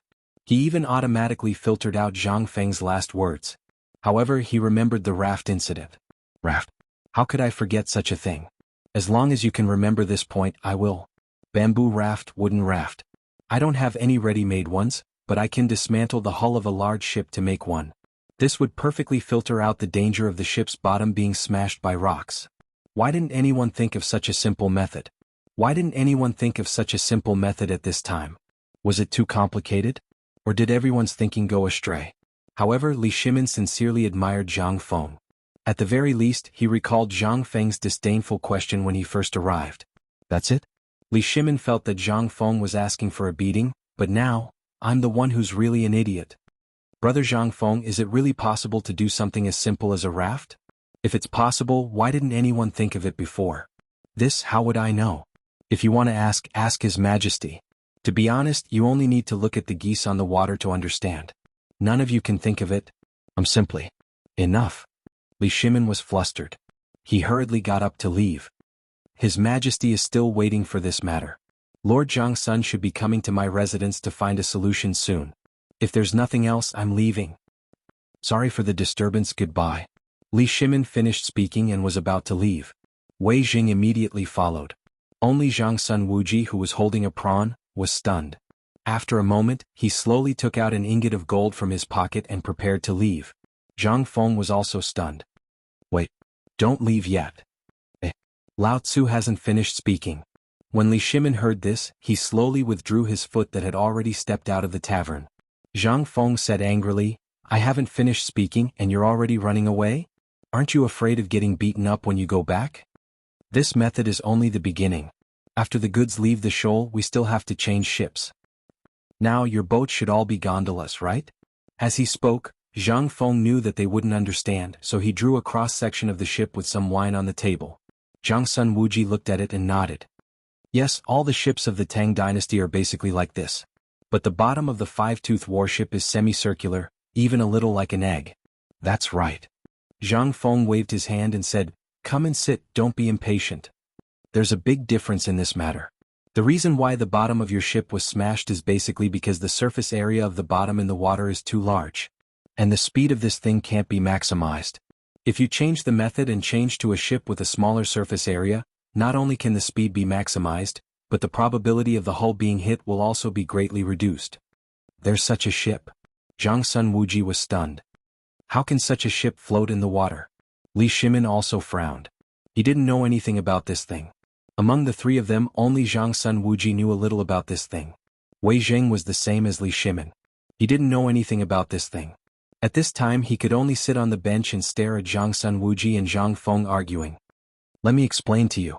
Zhang Feng patted the end of the bench and motioned for Zhang Sun Wuji to sit, and then said, "This is the disadvantage of your current ship. All the ships are made of wood. If I remember correctly, you have already mastered the technology of smelting iron, right? If the bottom and the body of the ship are replaced with iron sheets, think about it. Even if there are thousands of enemy fleets in front of you, you only need one iron lump to annihilate them. You didn't think of this point? Iron? This thing can float in the water?" Everyone was shocked again. Zhang Feng knew that no matter how he explained, these people wouldn't understand, so he simply waved his hand and said, "Follow me. I'll broaden your horizons." While speaking, Zhang Feng got up and took out his treasured iron wine pot that looked like a Coke bottle from the secret compartment of the counter. Then, under Li Shimin's greedy gaze, he slowly walked into the backyard. Zhang Feng calmly poured some water into the iron kettle from one of the water tanks, and then put the iron kettle into another full water tank. The next moment, an incredible scene appeared. The iron kettle was actually floating on the surface of the water. Although it was a little shaky, it basically wouldn't sink. This scene made the three pillars of the Tang Dynasty completely dumbfounded. This pot is made of iron? How can it float on the water? Do you mean to make all the ships like this? But let's not talk about anything else. There's not enough time. And this thing is so small. How heavy will the ship be? Will it really work? Zhang Feng rolled his eyes. Lying down on the recliner in the yard, he said slowly, "In the beginning, because of the tight time, I think you only need to make the bottom of all the ships sharp, like a sword or a saber.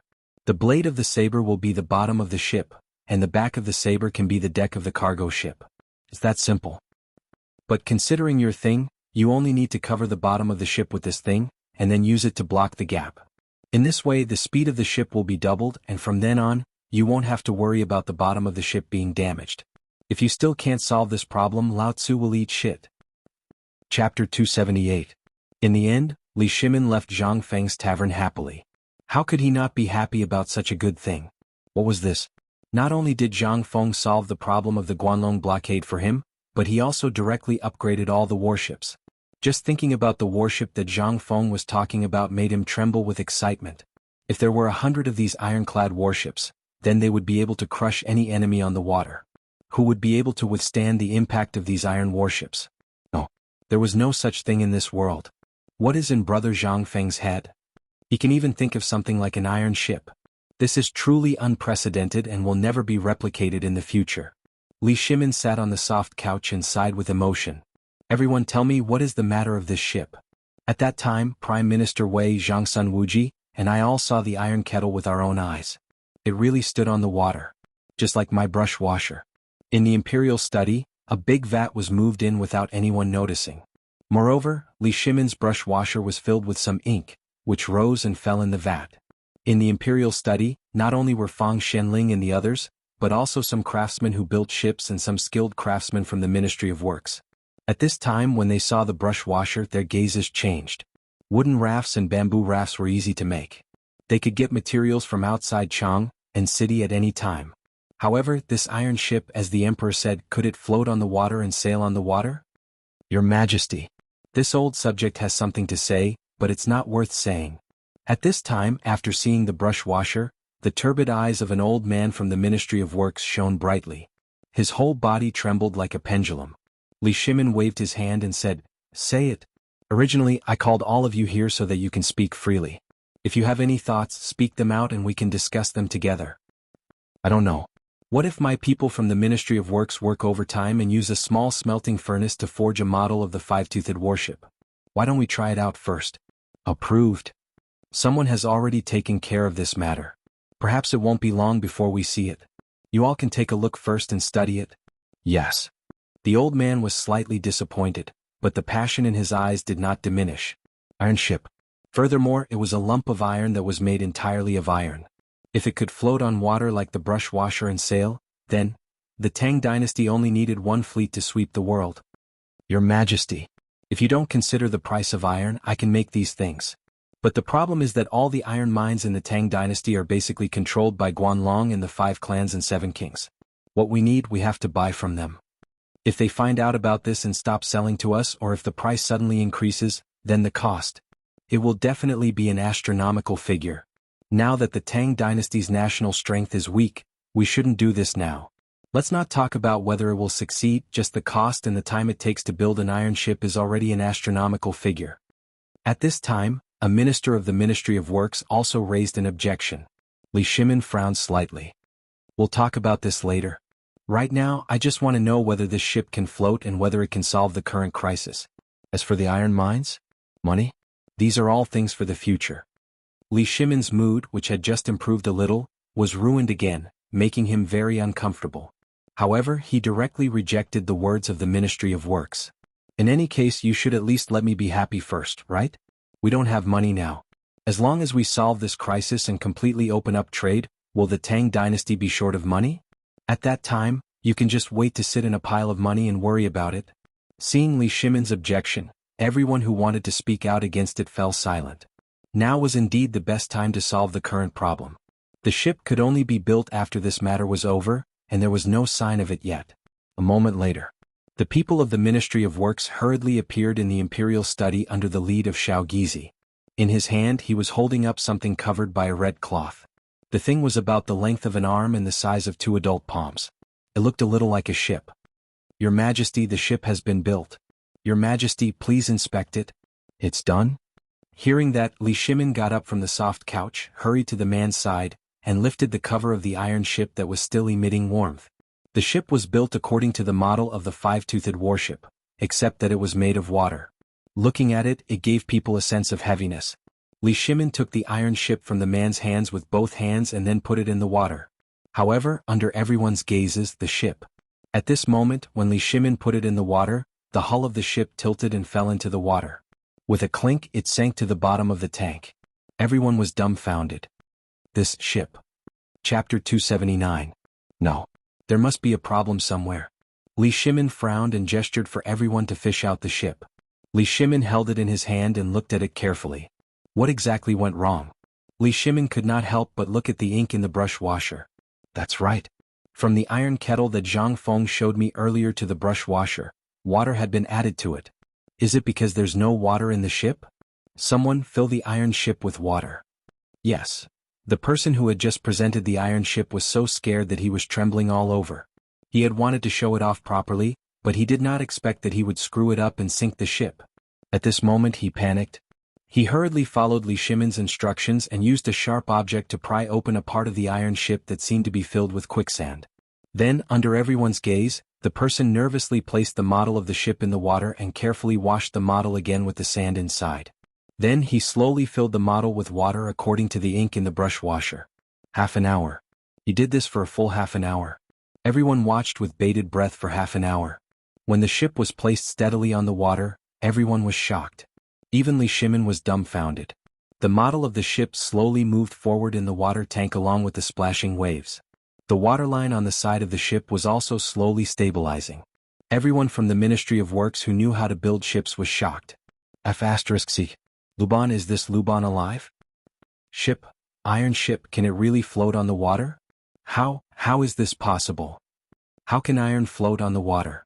This has never been recorded in any of the ancient books. The people from the Ministry of Works were completely shocked. What is this? This is a miracle. This is a miracle that the heavens have bestowed upon the Tang Dynasty. All the old men from the Ministry of Works collapsed to the ground the moment they saw the model of the iron ship floating on the water tank. He muttered and roared in horror. Oh, who the hell is this? Who the F***ck came up with such a thing? Other than Lu Ban, the old man can't think of anyone else in the world who can make iron float on water. No, even Lu Ban can't do it. Such a thing could it be that Master Yuan mentioned that the Ziwei star had brought to the Tang Dynasty? Everyone was aghast. They roared crazily, venting the shock in their hearts. It was as if they had forgotten the existence of the emperor. They were a bunch of lunatics. A bunch of lunatics obsessed with all kinds of research. Before they saw something they might not have any expression. They were very pedantic and basically followed the prescribed order. But once they saw something new, then, they would erupt with frightening infatuation and madness. Even if they were to sacrifice their lives, they would not hesitate to do so. For example, Ganjiang Moxie sword refiner had used his life as the price to forge that unparalleled godly weapon. At this moment, Li Shimin looked at these people with a smile. He had achieved his goal. The court should be like this. If everyone followed the prescribed order, then the imperial court would be useless. Li Shimin enjoyed this scene very much. He would rather this kind of thing happen in the court every day. In that way he could really sit quietly on the soft couch with his eyes closed. That kind of enjoyment was really something that he would not exchange for even if he was given the title of an immortal. After Zhang Sun Wuji, Wei Zheng, and the others saw the emperor's expression at this time, they were not as relaxed as the emperor showed. Instead they were a little worried. Judging from the emperor's appearance, this thing was definitely going to be produced in large quantities. But how much would it cost? That would require a huge amount of money to fill in. This time the emperor was determined to do it. Then it was destined that the war with the 5 clans and 7 kingdoms as well as the Guanlong group would completely start. Could this battle be won? No one was confident at all. Even with Zhang Feng's existence, could this battle be won? Wei Jing was silent. Zhang Sun Wuji also stopped smiling. Even Fang Xianling, Du Ruhui and Qing Yaojin were frowning at this time, thinking about something. At this moment the imperial study was extremely strange. The people from the Ministry of Works were cheering and crying tears of joy. On the other side, the dukes were deep in thought with their heads lowered. The emperor, who was sitting on a high couch, was enjoying the sight of those crazy people crying and laughing at the same time. He also laughed along with them. After some time, little Gizi quietly pushed open the door of the imperial study from the outside. With a serious expression, he said something in Li Shimin's ear. It was this sentence that made Li Shimin furious. Smack. Li Shimin slapped the couch hard and shouted angrily, "Pass down the order. If anyone dares to spread rumors again, behead them." Everyone was shocked. Even the people from the Ministry of Works who were jubilant just now were now shocked. After Li Shimin gave the order, he turned around and said, "I will give you 3 days to make the bottom of all the merchant ships with pointed anchors for me. Otherwise behead them." Chapter 280. Did you know? Those merchant ships have all been stranded. Now, everyone outside Chang and city is crazily scrambling for goods. Those fur products worth dozens of taels of silver have all been taken away. What? Where? 10 miles away from the city. I heard that many merchants can't take it anymore and hung themselves. Hiss. It's over, it's over. I heard that the emperor offended the Guanlong group. Looks like the emperor is in danger this time. Isn't that so? Sigh. Such rumors were spreading everywhere in Chang'an city. Some people were even driving ox carts, donkey carts, and even mules out of the city. At this moment, at the city gate, groups of people could be seen returning to the city with piles of wet goods in their arms. Everyone was bragging about the prosperous scene outside the city. It was as if something had fallen from the sky. The greedy crowd rushed out of the city even more desperately. Right at this moment, from within the imperial city, the sound of drums that would only be heard when there was an emergency were fiercely beaten by someone. Dong, dong, dong. As the sound of the ancient drum beat slowly spread out from the depths of the imperial city, everyone was terrified.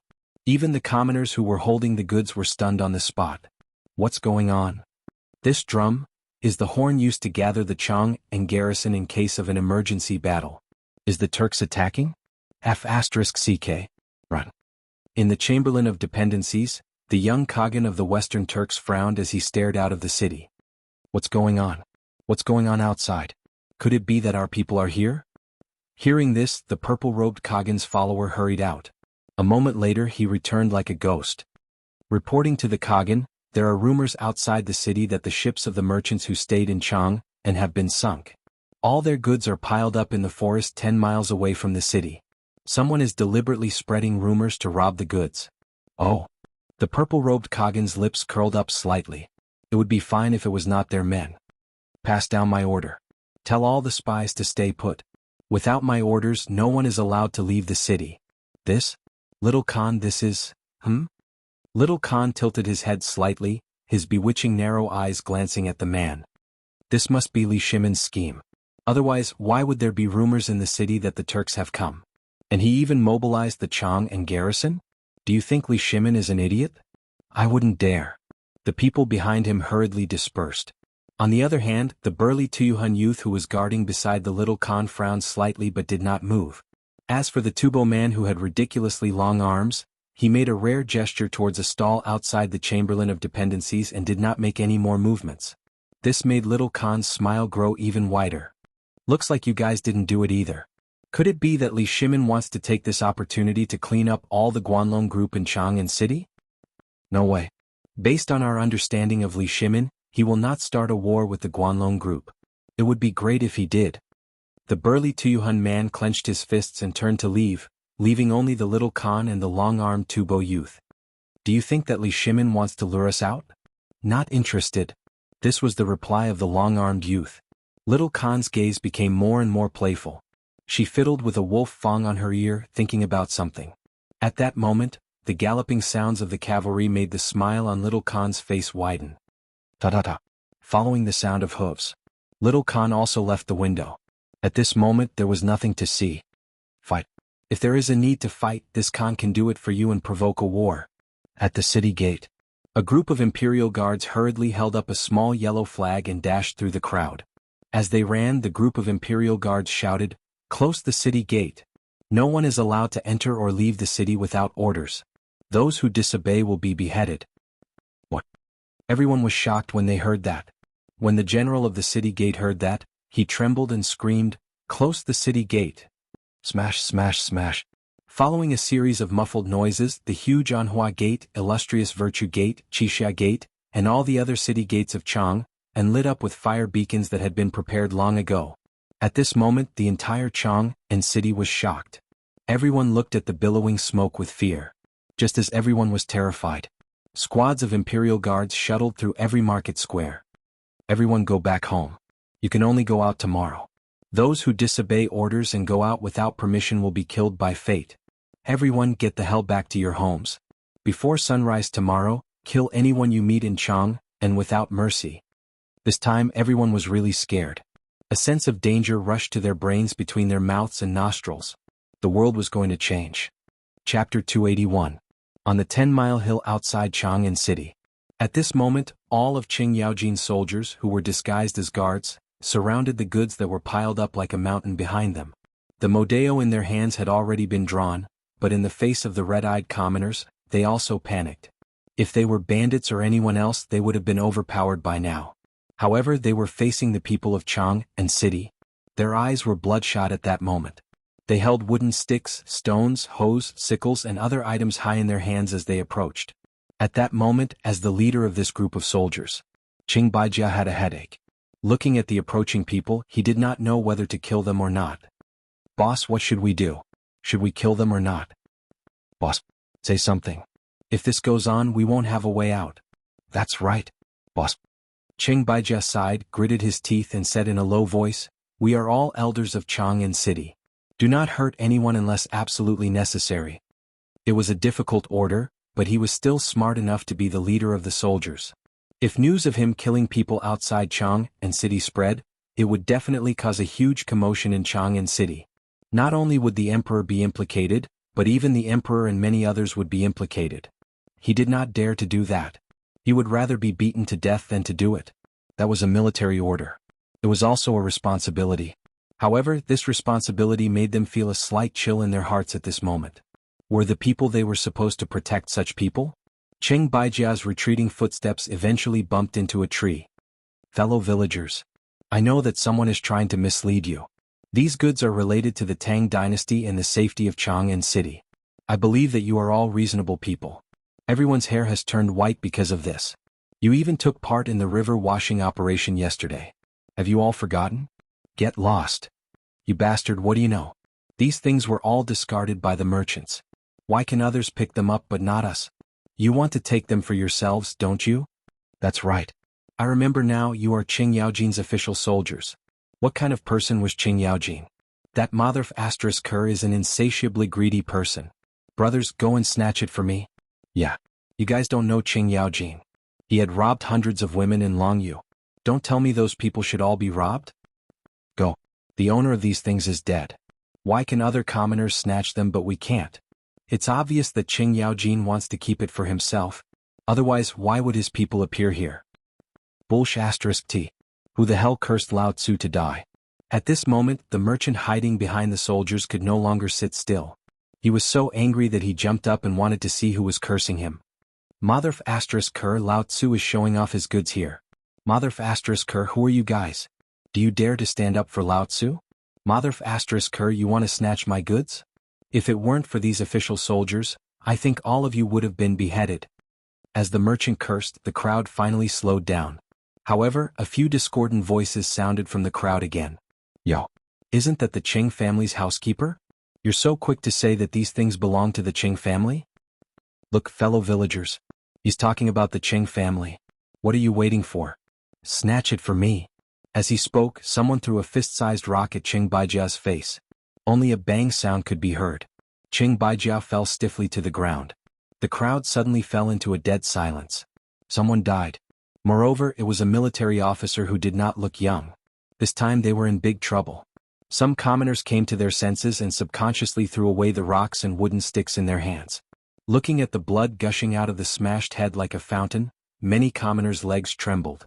They finally woke up. That's right. Even if the Qing family wanted it, what did it have to do with them? How could they fight with the Qing family? Moreover, these things came from the treasury. They would not be so stupid as to snatch things at their doorstep, right? That was a stupid thing to do that would cost Qing Yaojin and Duke Qing their lives. Moreover, Duke Qing only had one fierce wife in his family, right? She was famous in Chang, and for being ruthless. Would he dare to find a concubine in Longyu? Everyone hesitated. However, at this moment, a commotion broke out in the crowd once again. Heavens! Someone died. Fellow villagers, hurry up and snatch it. If we kill these soldiers, no one will know that we did it.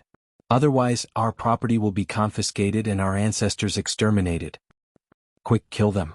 However, this time, a sharp sound of something breaking through the wind was suddenly heard from the crowd. Whoosh! Following the sound, a man in the crowd fell to the ground with a thud, and an arrow was still quivering rapidly on his forehead. Silence. Silence. There was a deathly silence. Everyone was aghast. As for the Qing mansion soldiers, they looked at the 10-mile slope with a smile on their faces. They thought that they were going to die. Chapter 282. The sound of the arrow piercing through the air was heard. It was as if the pause button had been pressed on the crowd. Everyone looked at the arrow, stunned. At this moment, some people in the crowd raised their heads in horror and realized that there were hundreds of imperial guards with bows and arrows standing on the tree branches above their heads. On the hill behind him, Wei Shuyu, who was dressed in shining golden armor, was slowly putting away the crossbow in her hands. At this moment, a young man wearing a bright yellow robe on a white horse also slowly urged his horse to stand on the hill. When the soldiers of the Qing residence saw this person, they all knelt on the ground. Greetings, Your Highness the Crown Prince. What? Crown? Crown Prince? Even the Crown Prince is alarmed? Oh my God. Sob, sob, sob, I knew it. I can't take advantage of this.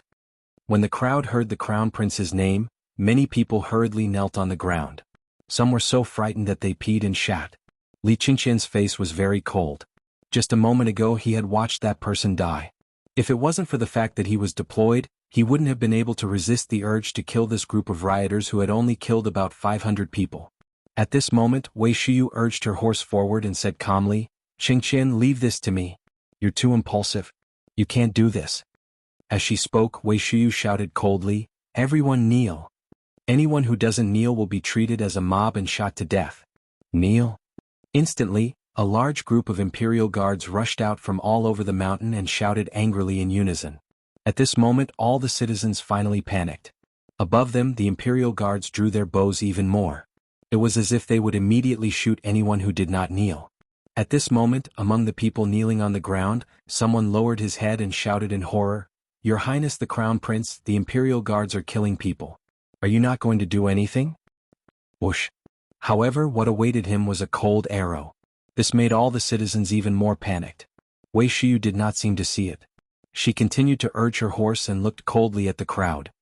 I'm sure all of you know what these people mean. I know that most of you have been bewitched, but I also know that many of you are purposely trying to create chaos and send you to your deaths. I'm not a murderous person. My name is Wei Shuyu and I'm the captain of the Golden Guards. My father is Wei Zheng and I'm sure you all know my father's name. I'll give you a chance to turn over a new leaf. Remember, I'll only say it once. If you know each other, as long as you tell me your home addresses and who else is in his family, I will let you go. After the imperial guards in the city investigate, they will let you go home. However, if you are still lucky, then I, Wei Shuyu, will use the authority of the Golden Guards to convict you of treason. Your Highness, may I ask how the crime of treason should be decided? Wei Shuyu didn't even turn around. The bright silver spear in her hand was even colder. Li Qingqian said indifferently, 9 familial extermination. Hearing this, Everyone was terrified. Among them, some could no longer sit still.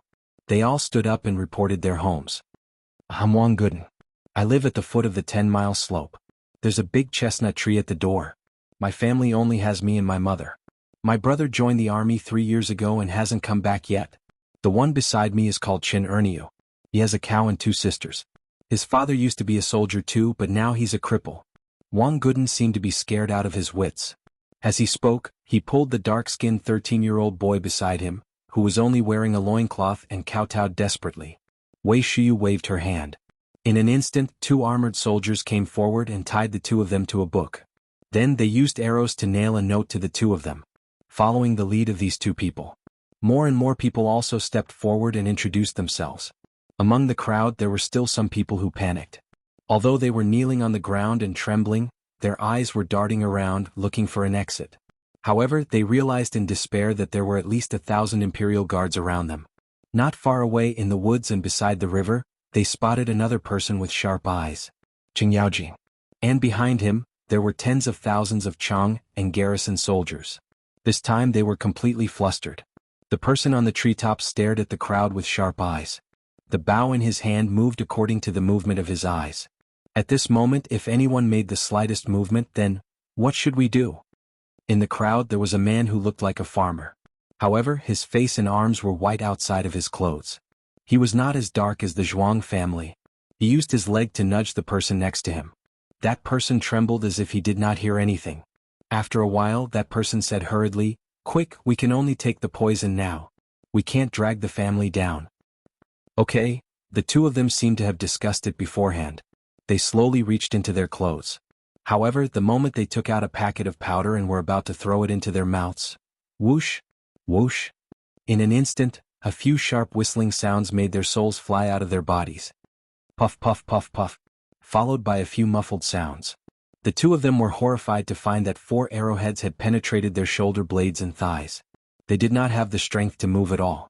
And this was not the most important thing. At this moment, Wei Shiyu's ghostly voice sounded behind the 2 of them. Are you going to take the poison and commit suicide? Chapter 283. Hundreds of people were able to clean up the mess quickly. In less than 2 hours, more than 70 people had been picked out from the crowd of more than 700 people. What a terrifying number this was. It was these 70-odd people who had almost caused Qing Yaojin to be branded with an indelible infamy. It was even a tragedy where his family would be exterminated. There was even something deeper. However, at this moment, Wei Shiyu waved her hand and ordered these people to be sent to the prison in Chang and city to await the emperor's punishment. The rest of the people had either committed suicide by taking poison, or they were tied up and hung from a book. Wei Shiyu pulled out a sharp and narrow knife from her bosom and gently flicked the blade in her hand. She inspected the crowd. Are you saying, or die? Or are you waiting for us to find out, and then you can wait for your family members to accompany you on your journey? Wei Shiyu. Since we've fallen, we'll admit it. Without waiting for him to finish, the knife in Wei Shiyu's hand gently slit his neck. It was like cutting pork. Before that person could finish his words, only streams of blood were left, accompanied by gurgling sounds from his throat. The mournful sound made the people who were tied up tremble in fear. If anyone reveals the mastermind behind this matter, I guarantee that you and your family will be able to live out the rest of your life peacefully. Otherwise, you can try the interrogation methods of the Jinwu guards. Don't think that I don't know anything. You're backed by the Guanlong group, aren't you? When everyone heard this, their eyelids couldn't help but twitch. But that was all. If they still didn't know by now, then they would really be fools. Shiyu, take them back to the Supreme Court. At this moment, Qing Yaojin urged his horse forward. He didn't even look at these people. He waved his hand and said, string them up one by one for Lao Tzu and drag them all the way back to Chang'an. Hearing this, Li Qingqian wanted to say something. But in the end he didn't say it. Qing Yaojin glanced at him and didn't say anything. With a wave of his hand, he ordered the tens of thousands of soldiers of the Chang and garrison to guard these merchants in the woods. Then he led the imperial guards back to Chang'an. On the way, Qing Yaojin looked at the pale-faced Li Qingqian and asked, does the crown prince feel that our methods are too cruel? Yes. Uncle Qing, since the matter has been investigated, why don't you give them a quick death? Why do you want to do this? Qing Yaojin fell silent. He pointed at Wei Shiyu and said, Shiyu is a good kid. Have you ever thought that if you show even the slightest bit of mercy today, then you don't deserve to be the emperor? You are still too young to understand these things. Learn from your father and talk to Brother Zhang Feng more. You will understand that this world is not as beautiful as you imagine it to be. You've heard it too. If my subordinates couldn't hold themselves back and killed these commoners today and you happen to be here, can you imagine the consequences? Li Qingqian closed his eyes in pain. However, the insults those people said to Qing Yaojin still flashed in his mind. If it were him, he would definitely order people to kill them. If you really want to kill them, then you have fallen into a trap. Qing Yaojin's eyes flashed with horror. He continued, they are forcing us to act. Once we act, we will kill the commoners by mistake. The old man will also be punished for their crimes. Regardless of whether it is true or not, regardless of whether your father knows the old man's character, my Qing family will be destroyed. Do you know? Li Qingqian fell silent. At this time, if he still didn't understand, then he would be a fool. It was also at this time that Li Qingqian realized the treachery. He had always thought that the Guanlong group was just a group of merchants. However, after investigating yesterday, he was shocked to find out that the earliest incarnation of the Guanlong 8 great families was actually the Northern Army and a group of merchants who formed an alliance.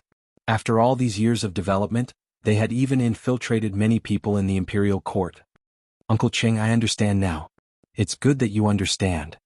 In the future, learn more from your father. Actually, you don't understand your father. The atmosphere fell silent again. This was because they had already arrived at the city gate. A large group of people had gathered at the city gate.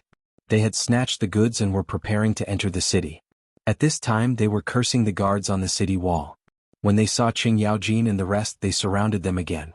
Qing Yaojin's eyes turned cold. He waved his hand and said, "Arrest all those who have goods in their hands." Li Qingqian was shocked. He hurriedly asked, "Uncle Qing, these are commoners. You can't arrest them. And this is the city gate. If you arrest them, it will definitely cause a commotion." A commotion? Qing Yaojin smiled when he saw the imperial guards swarming forward. Do you know that the goods outside the city haven't decreased at all? Then tell me, where did these goods come from? Chapter 284. Li Qingqian was horrified to find that it was just as Qing Yaojin said. It seemed that the goods had always been handled by the bodyguards. Where did this large batch of goods come from? Moreover, the goods in the Shirley Slope were all dry and not so wet. But what about the goods in these people's arms? They were all dripping with water. There was an even more horrifying thing that made Li Qingqian realize that this was a complete conspiracy. As early as noon, he had received a rumor that the ship was seriously damaged and all the goods were forced to move to the Shirley Slope. At this time, in such hot weather, even if they were soaked in water, they would not be dripping with water. But what about the goods in these people's hands? They were all dripping with water. The Guanlong group's conspiracy was really vicious. Li Qingqian suddenly felt a chill down his spine. He did not know how many more conspiracies were waiting for him in Chang'an City. It was already like this outside the city. When he left the city, many people had already sneaked into the city. Then, inside the city, he did not dare to think about it. He only hoped that the people in the city were controlled. Was this a battle between two forces? Li Qingqian suddenly had a suspicion. He wondered what he would do if he was in charge of this matter. He could not think of it. That was the most terrifying thing. Just as Qing Yaojin said, he was too emotional and too indecisive. At this time, Qing Yaojin turned around and patted him on the shoulder. He sighed and said, "Born in the royal family, no one is born cold-blooded, but everyone's position is different. So, Qingqian, you have to quickly get used to your identity. Your identity is the crown prince. All the indecisiveness is holding you back and may even lead to the destruction of the Tang Dynasty. So, quickly become stronger. After all, we are all old." Hearing that, Li Qingqian's expression suddenly changed. Looking at Qing Yaojin's fluttering hair under the golden helmet, it had already turned gray. Only then did he remember that his imperial father was also like this. Thank you, Uncle Qing. I understand. Ha ha. Let's go into the city. Qing Yaojin did not even turn his head. He smiled and waved his hand. Only then did the crowd slowly escort the hundreds of people into Chang'an. Smash, smash, smash. When the heavy city gates slowly opened, a loud noise could be heard. Qing Yaojin, who was wearing a mask, walked in front of the crowd with a long-handled battle axe in his hand. His entire body was emitting waves of murderous aura, causing those who were still at the city gates to be aghast. What's the situation? Look, Demon King Qing can't even take out his weapon. Heavens, Could it be that he killed all the people in the 10-mile slope? Look at the people behind their horses. *CK. Why were they scurrying around like dumplings? Is this even something a human would do? Damn it, if Devil King Cheng doesn't do this, he doesn't deserve to be called Devil King Cheng. Damn it, is this a rebellion? How dare he slaughter the people of the Tang Dynasty in public? I'm afraid he's going to rebel. Behind Qing Yaojin, Wei Shuyu also put down her mask. Even Li Qingqian put on a veil. They were not afraid of these people, but of Zhang Feng. They were afraid that Zhang Feng would join in the crowd and see their faces. At this moment, someone in the crowd exclaimed, "Look at the one with the veil. He's the Crown Prince." Li Qingqian, the Crown Prince, dares to do it in broad daylight? Oh my God! What's going on? The commotion in the crowd started with a buzzing sound, but after everyone saw Li Qingqian, their voices suddenly rose a pitch, as if they were afraid that others wouldn't know that he was the Crown Prince. Li Qingqian did not even look at those people. He even treated them as if there were flies buzzing in his ears. When the crowd stepped into Chang and City, Qing Yaojin pulled on the reins of his horse and waved his hand. In an instant, the general guarding the gate hurried over. "Let me ask you, did you send out an order to forbid all the citizens from leaving?" "Your Highness, General Cheng, this matter has already spread throughout Chang and City. However, for some reason these people are unwilling to leave." "Oh? Didn't you hear the order of the Imperial Guards?" Qing Yaojin waved the battle axe in his hand and glanced at the crowd coldly as he asked. However, no one answered him. "Very good. Very good. Your Highness, if it's you, how do you think these people should be dealt with if they are unwilling to return to their houses despite knowing that there is an imperial edict?" This was a test. Li Qingqian understood. His gaze swept across everyone's face, then he gave a fist salute and said, "Uncle Qing, these people are not ordinary people." "Why do you say that?" Qing Yaojin's interest was piqued. "Look at these people. Although they seem to be wearing the ordinary clothes of commoners, look at their skin. It's not as dark as commoners' skin. This means that they have not been exposed to the sun much. As ordinary people, how can they not be exposed to the sun?" "That's right. Congratulations, Your Highness. You have an epiphany." Qing Yaojin gave a fist salute sincerely and asked again, "Do you think we should kill these people? Arrest them? Or release them?" "Arrest them." "Good. Guards, capture these traitors for this general. In addition, investigate everyone in the city. Do not let any house go. Arrest all those who participated in the robbery outside the city." "Yes." Chapter 285. In Taiji Palace. Li Shimin listened to Li Qingqian and Qing Yaojin's report, but his expression did not change at all. It was as if he had already known all of this. Wei Zheng and the others present were the same. "I didn't expect that these people would be the first to make a move on Qing Yaojin. You are my right-hand man. For them to think of cutting you off from my hands first, it seems that these people have really put in a lot of effort into everything about me." Li Shimin took a deep breath and said, "Qing Aiqing, immediately secretly transfer 10,000 elite light cavalry from Longyu Dao, Tongguan and other places to wait outside the city. During this period of time you must pay more attention."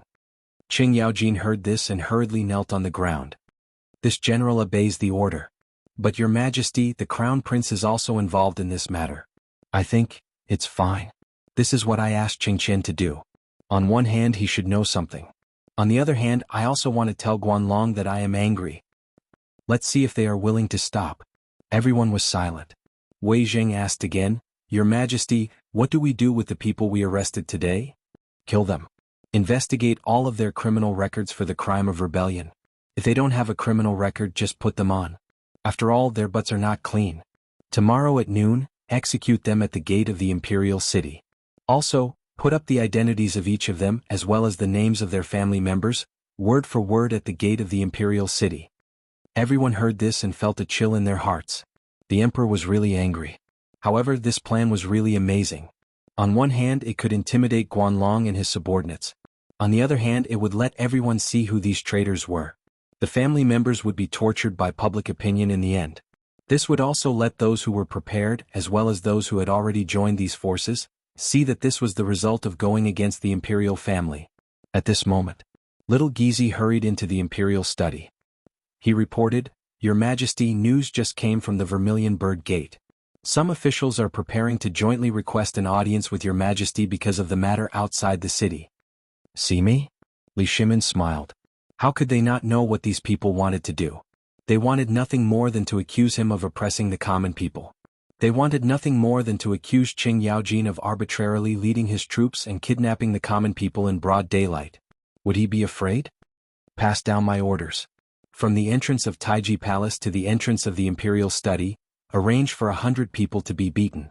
If anyone wishes to have an audience with me, they are to be beaten with the rod.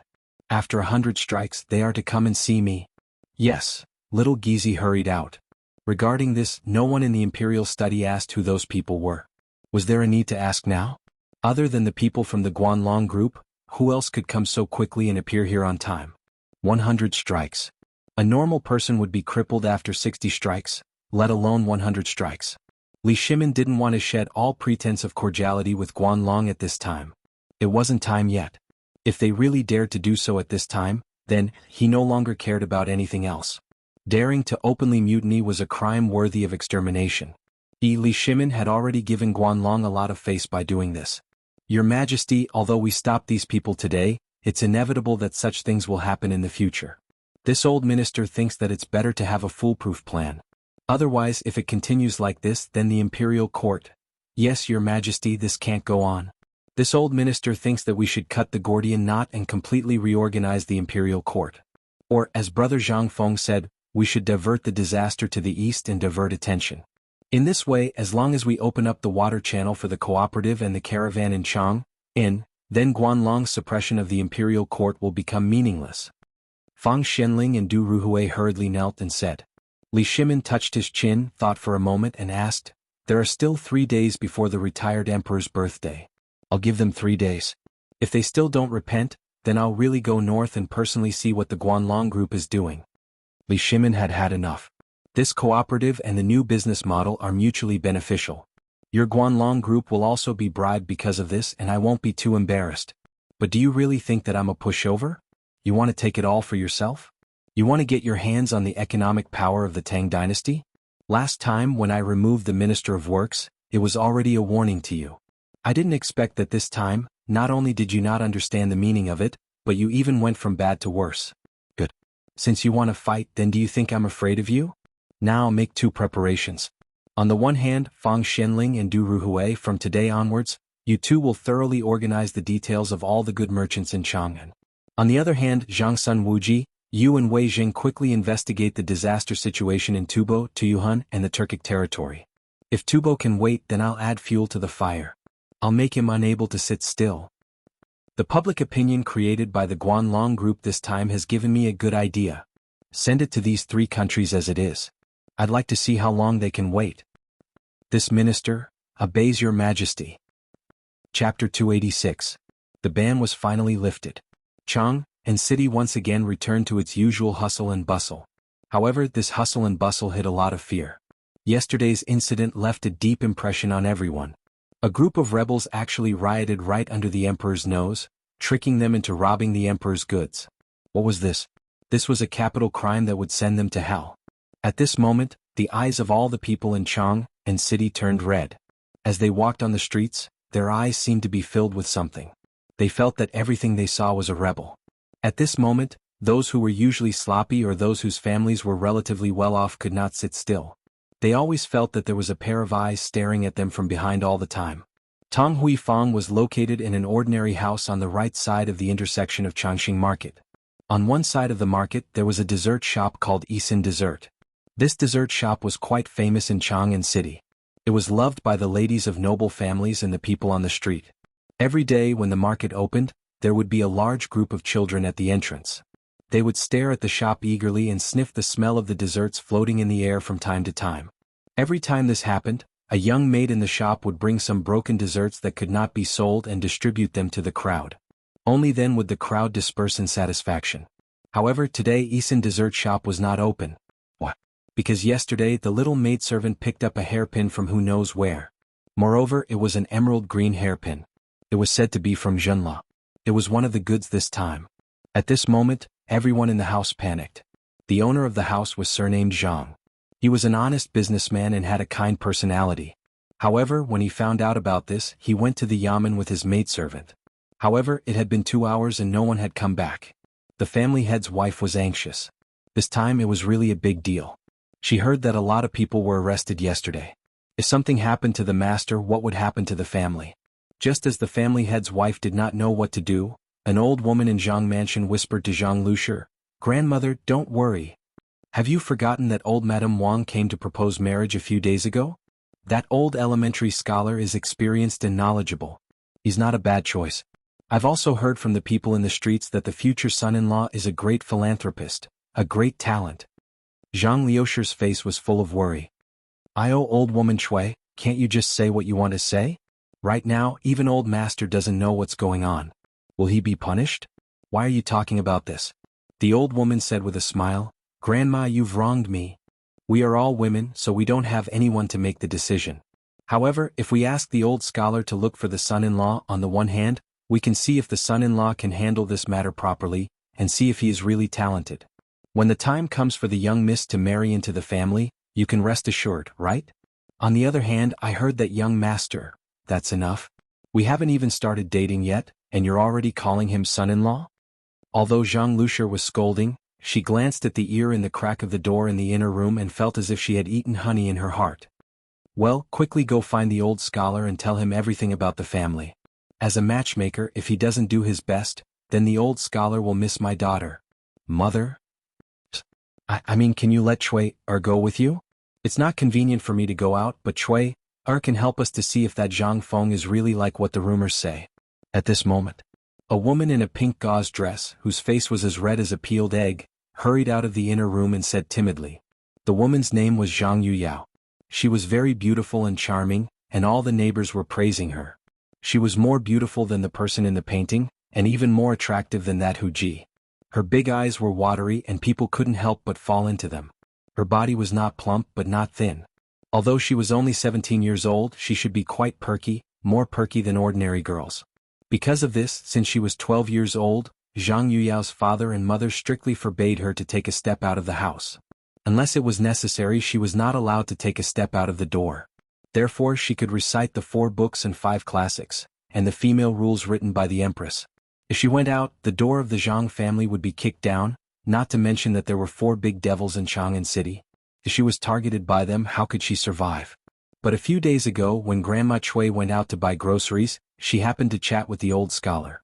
The old scholar tricked her and used a piece of jerky to trick her into telling him about Zhang Yuyao's situation. Then there was the matter of Grandma Wang's visit. At this time, Zhang Yuyao knew about Zhang Feng. Both families were surnamed Zhang. At first, Zhang Yuyao's father refused, but after learning about Zhang Feng's deeds and the old scholar's recitation of the poem Zhang Feng had recited, Zhang Yuyao's father agreed as if he was possessed. These few lines of the poem were also heard by Zhang Yuyao, who was hiding behind the door and eavesdropping. She was instantly shocked. After learning that Zhang Feng was only 20 years old and was unusually handsome, she couldn't help but admire him. At this time, when she saw that her mother was going to test Zhang Feng, she couldn't help but jump out. Zhang Lushi smiled bitterly. "A grown girl can't be kept at home. Okay, let Chui go with her. Remember, bring some snacks." Chapter 287. Zhang Feng was very free. He was so bored that his balls hurt. Other than fooling around with Guzi and the others from time to time, he had nothing else to do. As for Chang'an City? Forget it. He was too lazy to go for a stroll. He had just cleaned up the river. The stench was comparable to piling up a large house of snail powder. One smell would make him feel like he was in heaven. How would he dare to go out? Even if it was his favorite crooked tree, he was too lazy to sleep under the shade of the tree. Now he was hiding in the backyard and drinking wine. It was quite beautiful. Most importantly, as soon as he went out, he would see Lao He sighing and scolding him indirectly. He said that he was 20 years old, but he still didn't find a wife and start a family. He was like a wild child who didn't want to make progress. Zhang Feng's ears hurt when he heard that. He might as well hide here and enjoy the peace and comfort. But thinking about it, Zhang Feng felt a toothache again. He had a lot of skills, but the damn system threw a tavern to Lao Tzu at the beginning and then disappeared? Damn it. What did it want Lao Tzu to do? He didn't dare to leave. What if this was a task from the system? But if he didn't leave, damn it, how long would he have to wait? The more he thought about it, the angrier he got. He wished he could drag the system out and give it a good beating. He was the man who would always sit side by side with the emperor in the future. How long would he have to wait? However, Zhang Feng took a big gulp of wine and stopped being angry with himself. Why was he angry with him? After thinking for a while, Zhang Feng stopped thinking about it. Instead, he began to think about all the things that had happened recently. Recently, he had been involved in a lot of important matters in the imperial court. He couldn't figure out what the emperor was planning. With his supernatural power, he must have known about his existence. But until now he didn't say anything. That wasn't right. Could it be that there were too many spies like Guanlong and Tubo, so he was secretly protecting me? So he didn't expose me? Zhang Feng's back was drenched in cold sweat. He thought of the nest of Turkic spies next door. Dispatching the golden guards in the middle of the night, was this domineering? Or, Zhang Feng didn't dare to think further.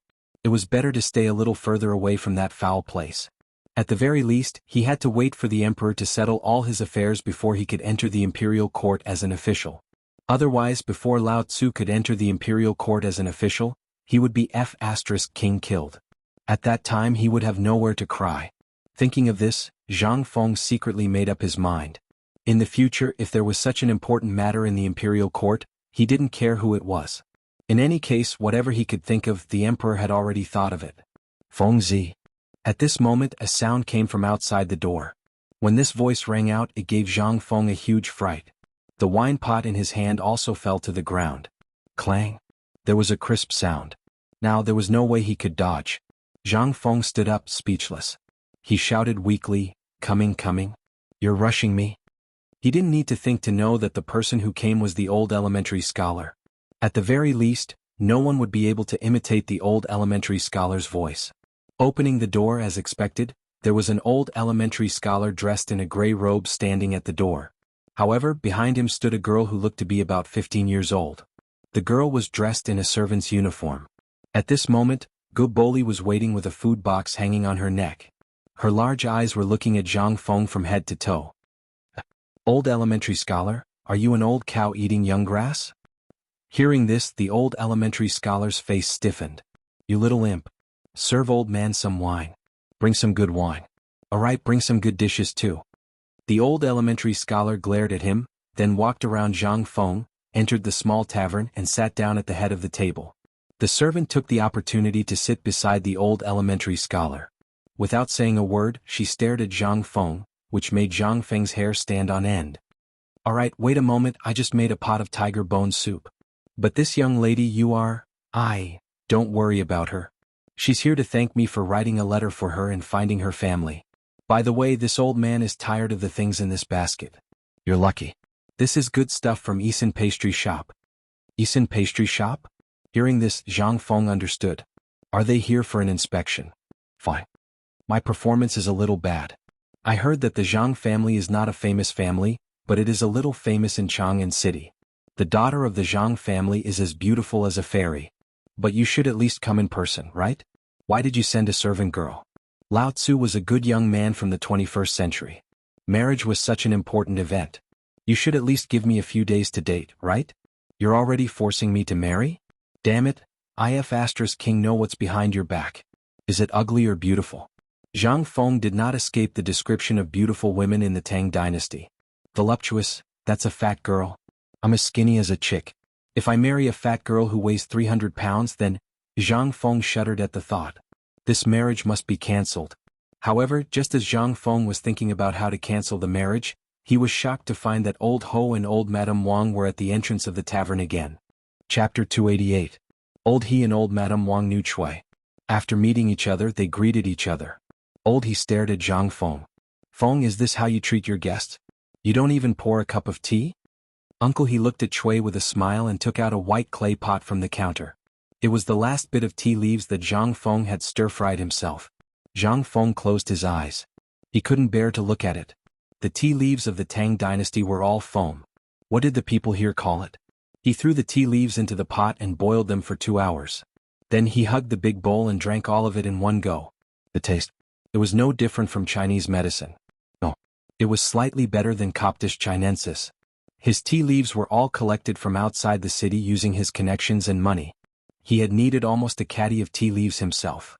Looking at the big handful of tea leaves in old He's hands and the old scholar's eyes, Zhang Feng knew that he had completely given up on the pot of tea leaves. She angrily chopped a braised chicken into pieces in the kitchen, making loud noises. Then he grabbed a big handful of salt and sprinkled it. You're begging for death.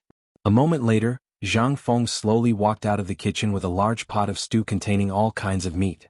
Then he gave everyone a small bowl of tiger bone soup and kept silent. What else could he say? Looking at the wine jar on the table and the tea leaves scattered everywhere, his heart ached. Ahem. The old scholar showed his generosity at this time. He said, "Everyone, let's eat. This little bastard is feeling sorry for his tea leaves today. Old man has heard of this before. I don't know if the palace has it, but I'm sure there's no such thing outside. And this meat, smell it. If Miss Zhang comes over, she definitely won't suffer any hardships. With Feng Zi's skills, he'll be able to earn a lot of money. Come on, let's eat." Little Chui had long forgotten what the old scholar had said. His hands were trembling as he held the wine bowl, and his cheeks were flushed red. Staring at the fragrant meat in the basin, she had long forgotten everything. After all, she lived in Xiang City with the sisters Zhang Yuyao. Usually she could eat whatever the young miss ate. But compared to today's basin of meat, everything she ate before was pig swill. As for old lady Wang, there was no need to even mention her. At this moment, he was staring at the meat in the bowl and had already pounced on it. Oldie was still all right. At the very least, they had been following Zhang Feng around for a period of time. Moreover, they were also considered as Zhang Feng's elders here. They could not lose face. Seeing that Xiao Chui wasn't eating, the old scholar personally picked up a piece of pig intestine or chicken neck and threw it into Xiao Chui's bowl. "Miss Chui, don't be so courteous. This will be your home in the future. Try Zhang Feng's cooking. When we go back, I'll ask Fengzi to bring some back for Miss and Mr. Zhang Feng." "Oh, okay. Thank you, old scholar. Thank you, young master." As she spoke, Xiao Chui imitated old lady Wang and ate. The old scholar and old he looked at each other and then laughed. "Come, let's drink." Ignoring Zhang Feng's twitching mouth and ignoring the two of them also started drinking by themselves. A bowl of wine went down their stomachs. Oldie sighed. What a waste of such good wine. It would be great if Mr. Zhang Feng could try it. Isn't that so? Mr. Zhang Feng, by the way, your father-in-law is in a lawsuit. There's still no news about it until now. What does it have to do with me? Zhang Feng pursed his lips and tore a piece of chicken breast meat, minding his own business. However, when the meat entered his mouth, he suddenly wondered if he had put sugar or salt in it just now. Why did it taste different from before? Was it more delicious? Zhang Feng couldn't help but stick his finger into the bowl, dipped it in a bit of thick soup and licked it in his mouth. Instantly his head hurt even more. No wonder they ate without caring about their image. Lao Tzu wanted to prick them to death, but instead he brought out the freshness. Zhang Feng couldn't eat anymore. This meal wasn't even for eating. Zhang Feng pretended not to know and asked, "Old scholar, since you're here today, let's get straight to the point." "Okay. I'm waiting for the wine. Now there's something I need your opinion on." The old scholar saw that and didn't hide it anymore. He said directly, "Your father-in-law, this matter hasn't even been set in stone yet. You should at least let me see the girl, right?" Zhang Feng directly interrupted the old scholar. The old scholar didn't mind. "Fine. It's like this. Do you still remember what happened yesterday? One of the maidservants in Zhang Mansion had gotten a jade hairpin from somewhere. Moreover, it was one of the goods this time. Therefore, shopkeeper Zhang was very scared. He sent it directly to the yamen, but it's been almost 4 hours and she hasn't returned, not even a trace of news. So, the Zhang family is out of ideas, so they want you to come up with an idea to see what's going on." Zhang Feng frowned slightly when he heard this. "This matter is a little difficult. The servant girl of the rich merchant got this jade hairpin from somewhere, and it was spread around the yamen yesterday. This is going to be difficult." The old scholar and the others heard this. Their expressions changed immediately. "Fengzi, you have to think of a way to solve this matter. That's your father-in-law." Zhang Feng was speechless. How many times had he said it? Nothing was set in stone yet, and he was already addressing him as father-in-law? Zhang Feng couldn't help but stare at the old scholar angrily and roar in his heart. Why do men have to make things difficult for other men? Chapter 289. Zhang Feng was speechless. If it weren't for the fact that the old scholar was old, he would have beaten him up. Damn it, there was nothing going on. He hadn't even seen the girl yet, and he was already calling her father-in-law? He seriously suspected that the old Xiaocai had taken a fancy to the servant girl in the mansion. Zhang Feng couldn't help but glance at Cui Er. Then he looked at the old scholar. There was no need to rush. He actually saw a little similarity between the two of them. Could this girl be the old scholar's illegitimate daughter? In ancient times there was an unwritten rule. When a young lady got married, her servant girl had to accompany her as a concubine. Could this girl be the old scholar's illegitimate daughter? Otherwise, why would he care so much about her? The old scholar sat and waited. He didn't see Zhang Feng speak. Instead, he saw Zhang Feng's eyes darting between him and Cui Er. Not only that, his face revealed an expression of understanding. The old scholar was so angry that he raised his chopsticks and scolded him. He said that it was Zhang Feng who ruined his reputation. He clearly thought that Zhang Feng was overflowing with talent, but he didn't say anything. He even wasted his time here. He couldn't help but feel that it was a pity. He thought that if he could find a wife for Zhang Feng, it would make Zhang Feng feel better. However, he didn't expect that Zhang Feng would be so cruel and unscrupulous, treating his good intentions as ill intent.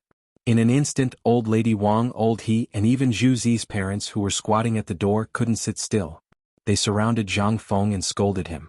Zhang Feng was so embarrassed that he felt that he had wronged everyone. After a long time, the pot of meat was turned upside down. The 5 jars of wine also made everyone dizzy and shut their mouths. At this time, the old scholar dizzily patted Zhang Feng's shoulder and talked about business. Feng Zi, you have to worry about your father-in-law. I know you know the 4 great demon kings. Hurry up and find them and think of a way. So this was the old scholar's plan. Zhang Feng suddenly understood. He hurriedly cupped his fists and said, all right. I'll go now. I must rescue shopkeeper Zhang today. You guys hurry up and leave today. I'll let Zi go later. Invite them over, okay? Zhang Feng directly asked him to leave. However, he knew that this wasn't a big deal. Since he hadn't returned yet, he was probably cooperating with the Yamen to find out who this jade hairpin belonged to. He would definitely return safe and sound today. He had seen the notice too. Even the Yamen had said that these things were not goods from the treasury. In other words, they were not goods transported out of the royal city. Moreover, these things were worth at most 100 copper coins. Who the hell would check for you? If you wanted, you could buy a few carriages in Chang and city. Therefore, shopkeeper Zhang was only squatting in the Yamen symbolically to cooperate with the investigation. Finally, he sent away those people who were picking their teeth as they walked. Along the way, he also gave them some braised meat and a small jar of good wine. Only then did he send this group of demons away. However, what made Zhang Feng angry was that Cui Er, who was leaving, actually touched his hand and stuffed a piece of paper into his palm. He didn't know if it was intentional or not. Looking at the beautiful and hurried handwriting on the piece of paper, Zhang Feng suddenly had the illusion that he was in a middle school puppy love. I don't know you. I'm just curious today, so I sent Cui Er to meet you. Please forgive me for my rudeness. Zhang Mansion Yuyao. Zhang Yuyao. And a talented woman. Zhang Feng's headache became bigger. He didn't know if it was intentional or not, but Cui Er was still at the door and didn't leave. She seemed to be waiting for a reply. Okay, Zhang Feng was also interested. This girl is interesting. She has some guts. He couldn't help but feel like he had found his first love. He simply wrote a poem on a piece of paper on the counter. Song Dynasty poet Lu Yong's phoenix perches on the parasol, as a return gift. Leaning against the dangerous building, the wind is gentle. Looking at spring's sorrow, the sky darkens. In the afterglow of the grass-colored smoke, who would be dispirited without words? To make shuang kuang to drunk. To drink and sing forced music is tasteless. My belt is getting loose, but I don't regret it, I'm haggard for her. He wanted to see if Zhang Yuyao would reply with another poem. And most importantly, he wanted to shut the old scholar and the others' mouths. Otherwise, he would go crazy if he did this all day. When he folded the piece of paper into the shape of 1,000 paper cranes and handed it to Cui Er, the old scholar and the others who were hiding outside the door laughed and left. Zhang Feng could finally breathe a sigh of relief. He slumped on the chair and fell into a deep sleep.